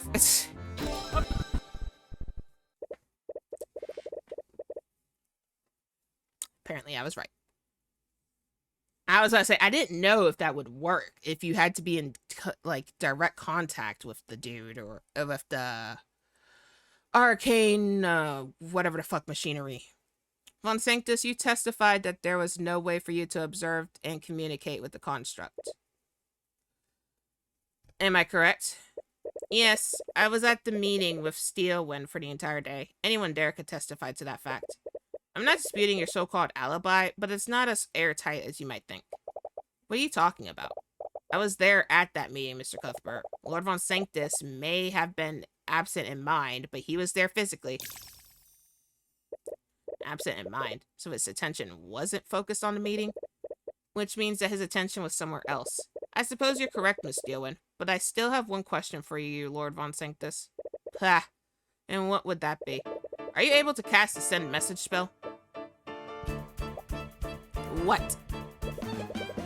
Miss Steelwind, your client may have been physically at the meeting, but his attention was somewhere else, wasn't it?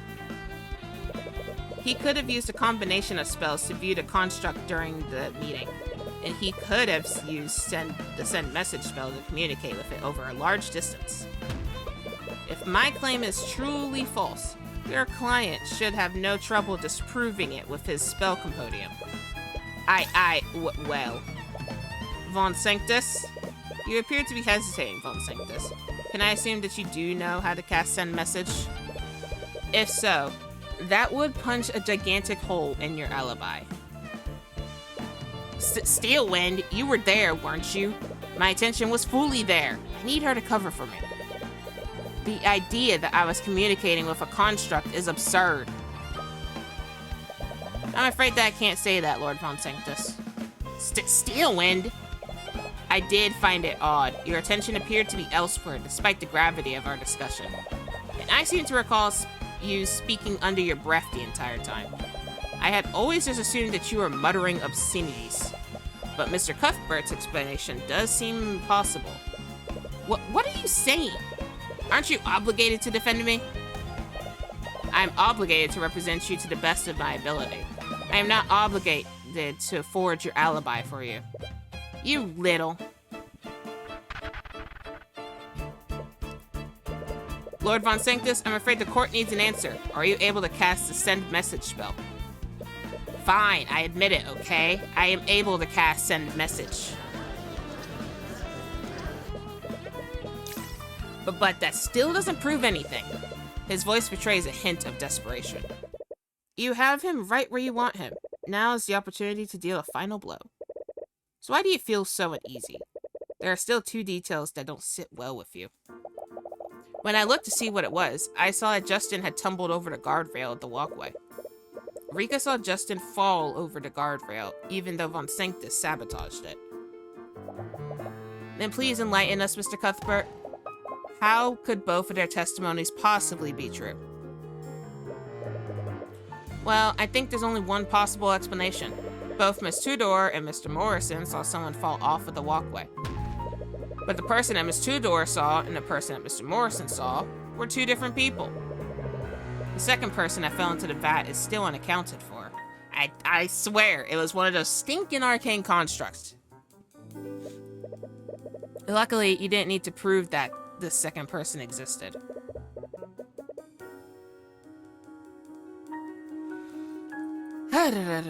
But not having an explanation for Astor and Morrison's testimony still irks you. However, even if it's not a clean ending, there's only one way forward, and that's revealing Von Sanctus for the petty saboteur that he is. Ooh, an argument. Let go. Why did you hesitate so long to answer my question, Von Sanctus? You know very well why I hesitated. Why would I willingly give you evidence? You clearly intend to use it against me. Regardless, this entirely disproves your alibi. You could have communicated with your construct at the meeting. By that logic, I could be the mastermind behind every crime that occurs in a Runix. Someone else could have sent that construct. I may have had the means to commit the crime, but there are plenty of other individuals that could have sent an arcane construct. But you said. Von Sanctus, you of all people should know that arcane constructs are not available to the public. When you attempted to sell those constructs to Jacobin, you promised him that he would be the first merchant in Arunix that would own one. Since he refused your offer, that would leave you as the only owner of arcane constructs in Arunix. That's... Well, I admit, I may not have been that truthful when I made my sales pitch. So you're saying that you lied to my client? Oh, please. Every good businessman knows how to embellish the truth when making a sale. I sold constructs to other individuals. If only it would be too dangerous to sell it to anyone else.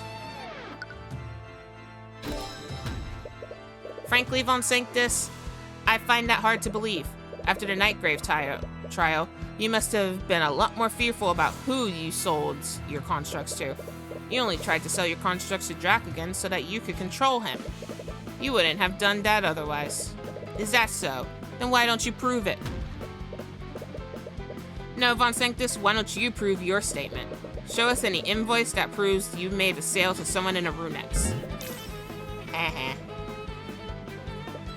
Well, who says that the saboteur lived in a Runex when I made the sale? Are you serious? A Runix is a trading hub. Plenty of people come and go from the city. The saboteur could be someone who secretly entered a Runix. There was a blockade, my guy. Any one of my customers could have secretly entered the city to carry out the saboteurs. There was a blockade. What the... Von Sanctus, you might have been right under any other circumstance, but the Kingsguard locked down the city on the day that the accident occurred. No one except for a select few individuals could have left or entered the city. And due to the gravity of the situation, the Kingsguard created profiles of everyone within the city. Why don't we cross-reference the records taken by the Kingsguard with the list of individuals who you've sold constructs to? Tyrion's gonna break the desk slamming onto it. But I suppose from your reaction, that list would come up empty. So why don't you admit to your crimes, Von Sanctus? Or do I have to drag the evidence into court myself? Wait, drag the evidence into court? Of course, how could I forget? What? Why don't you go ahead and do that, Mr. Cuthbert? Bring in your so-called evidence.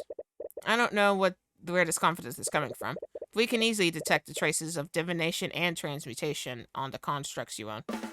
Assuming that constructs still exist, that is. Wait, that's right. If he used a construct to commit a crime like this, he would have definitely disposed of it by now.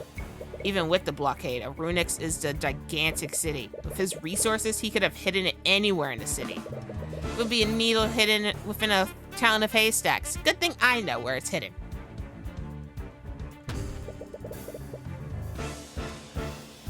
We still have the testimony of Rika Tudor, and I'm sure many other people saw that construct walking around the refinery.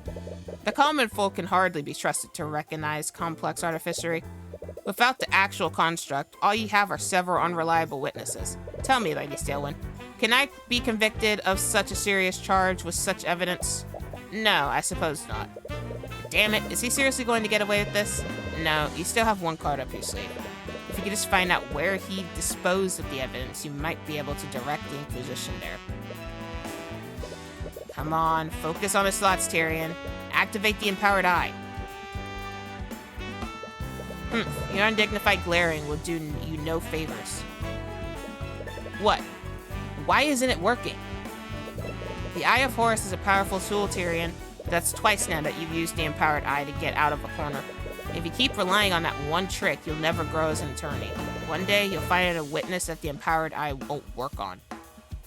Miss Tamora was right. I've been relying on the Empowered Eye too much. From your silence, I assume that you have no way to reboot my claim. I suppose that makes it checkmate, you upstart commoner. Honestly, I can't believe you'd resort to accusing me of manslaughter. What a crass and underhanded tactic. But I suppose I wouldn't expect anything less from a charlatan like you. Damn it. What the hell are you doing? What? That look on your face. Are you seriously giving up? I've seen you get out of plenty of situations like this. So why are you giving up this time?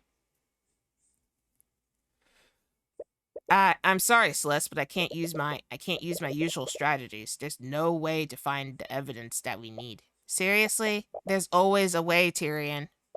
If your usual strategies aren't working, then you just need to do something different.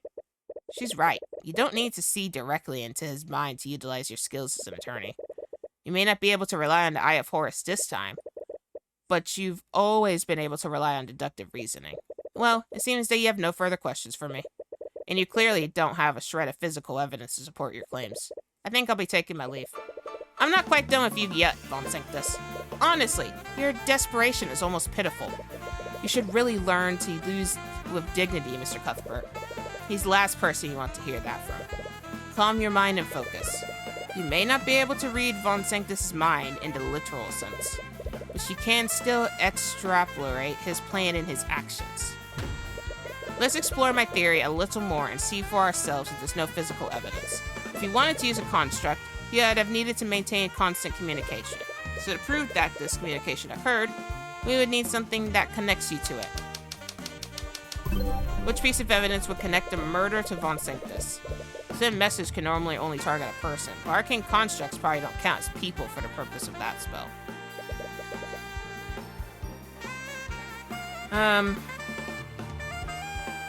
What piece of evidence would that leave behind?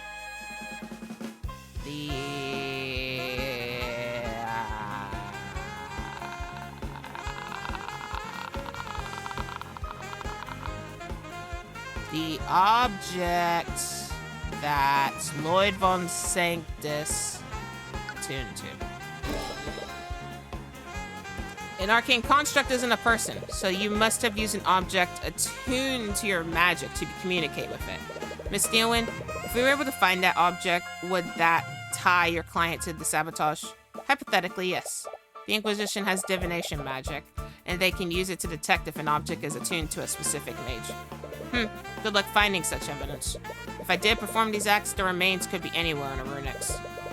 I'm not sure about that, Von Sanctus. Let's look at things from your perspective. Why would you do things that you did that day? Knowing that will point us to where you ultimately hid the construct. Your intention was to sabotage the refinery without anyone finding out what you did. So how would you dispose of the construct and the attuned item?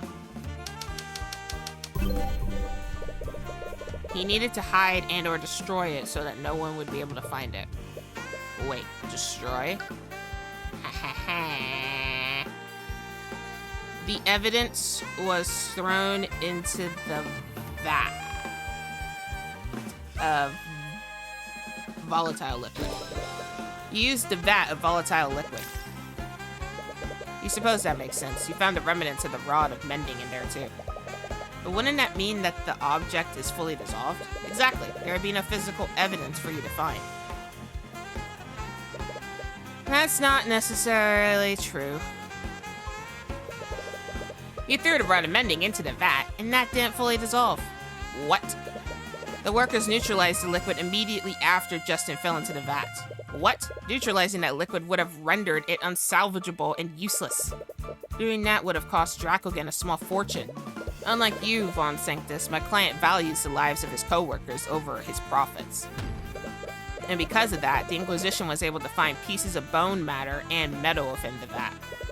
Wait, the rod didn't fully dissolve. This means that it was thrown into the vat around the same time that Justin fell into it.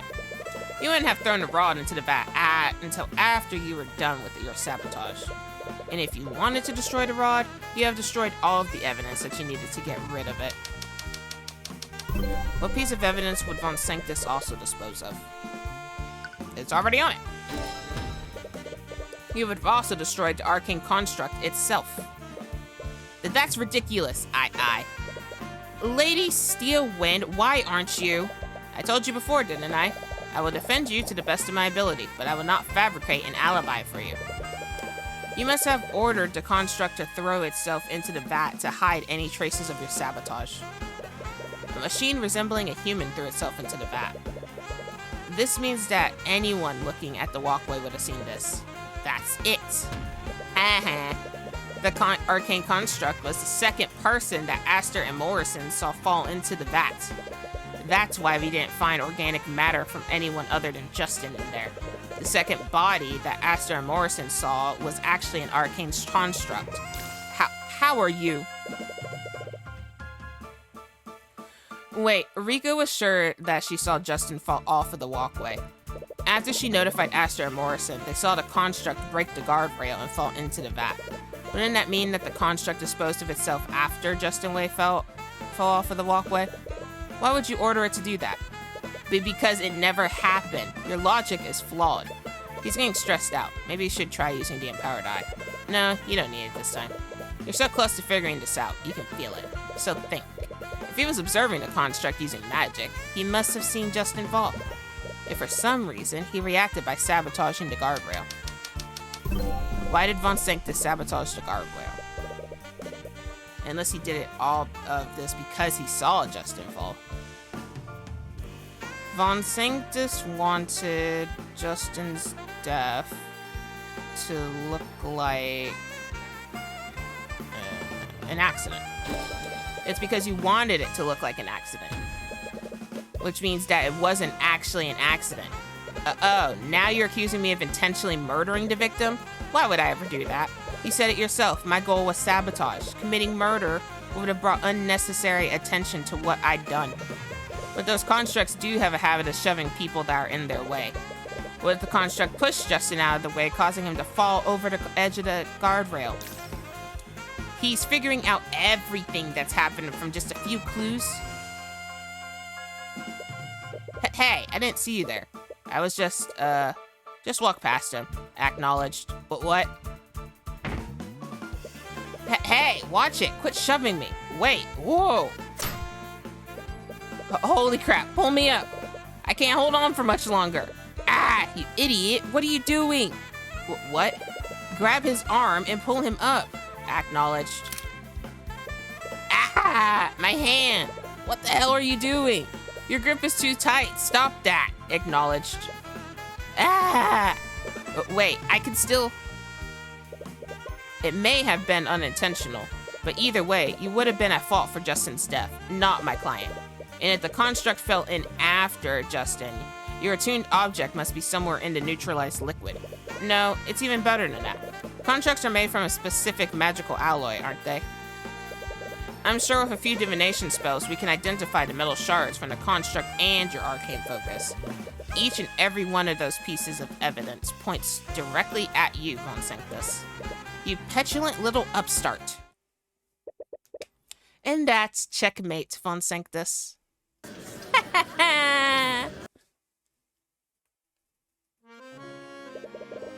Why don't you save us all a little time, Von Sanctus? Admit to what you did. And while you're at it, drop your false allegations against my client. I have nothing to admit to, nor do I have anything to apologize for. Of course not. You're completely blameless, right? Do you think you've achieved victory here today? No. Dissidents like you and Dracogan are absolutely deluded. Each and every breath you take only throws Wyverngard further into chaos. You talk about these commoners as if they have even a fraction of the power that you have. Lady Steelwind, you need to see reason. They lack awareness of the power they truly have. What? These people have infected you and His Majesty with these idealistic delusions. I implore the both of you to see reality for what it is. No, Von Sanctus, the true reality is that people like you become threatened when we challenge your power. You all speak about the rights of the individual. You speak as if each and every one of you wouldn't stab each other in the back the moment that benefited yourselves. You may hate the nobility, you may curse, scream, and blame us for all of your little problems. But the truth is that you need us. You need us to direct and lead you. You need us to maintain the fragile order that holds your peaceful little lives together. You talk about protecting the common folk from themselves, but the truth is that your actions led to the death of an innocent man. How many more cases are there in this game? I think there are two more. That is the only truth that matters. The defense has no further questions for the witness. He is dismissed. Very well. We did it again, Tyrion. And we even caught another murderer in the process. Yeah, we couldn't get the case officially dismissed today, but it's pretty much inevitable with the evidence that we brought in today. Actually, it probably won't even reach that point. I've advised Lord Von Sanctus to drop the suit entirely. Word has already spread regarding the evidence that he brought forward.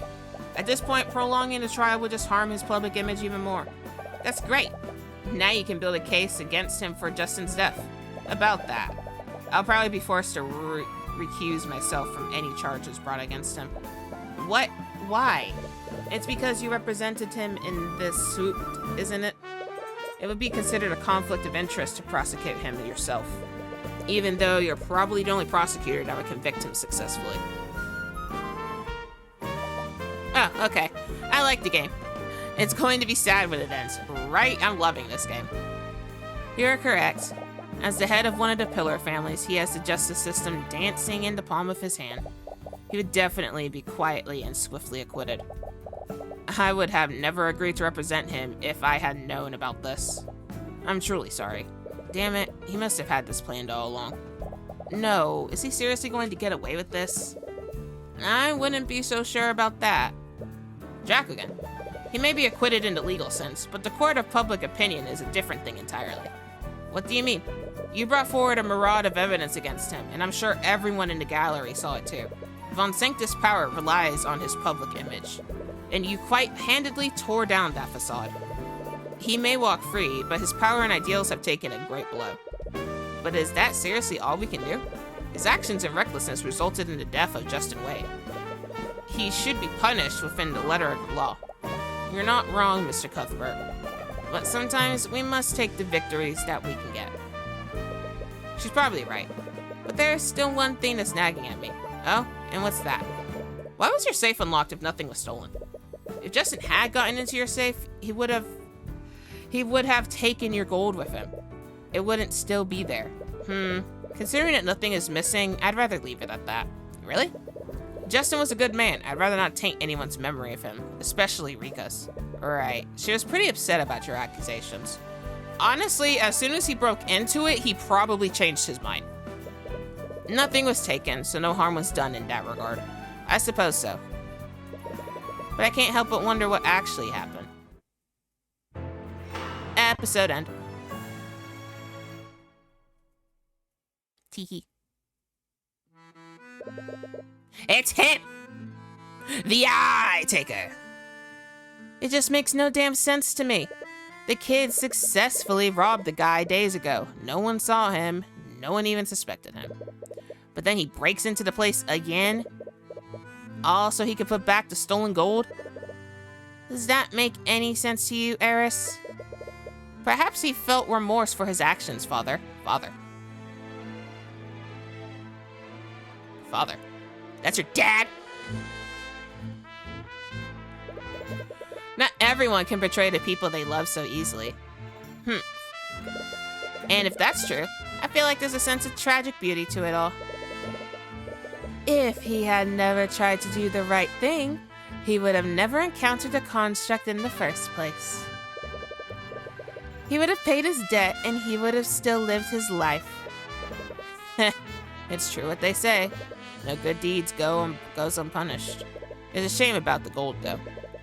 I think we've more than made a profit today. I, for one, am happy to have claimed the boatload of tithes today. Okay. That's a little creepy. Okay, so you want to know how many cases we have left? Yeah, we have 2 more cases.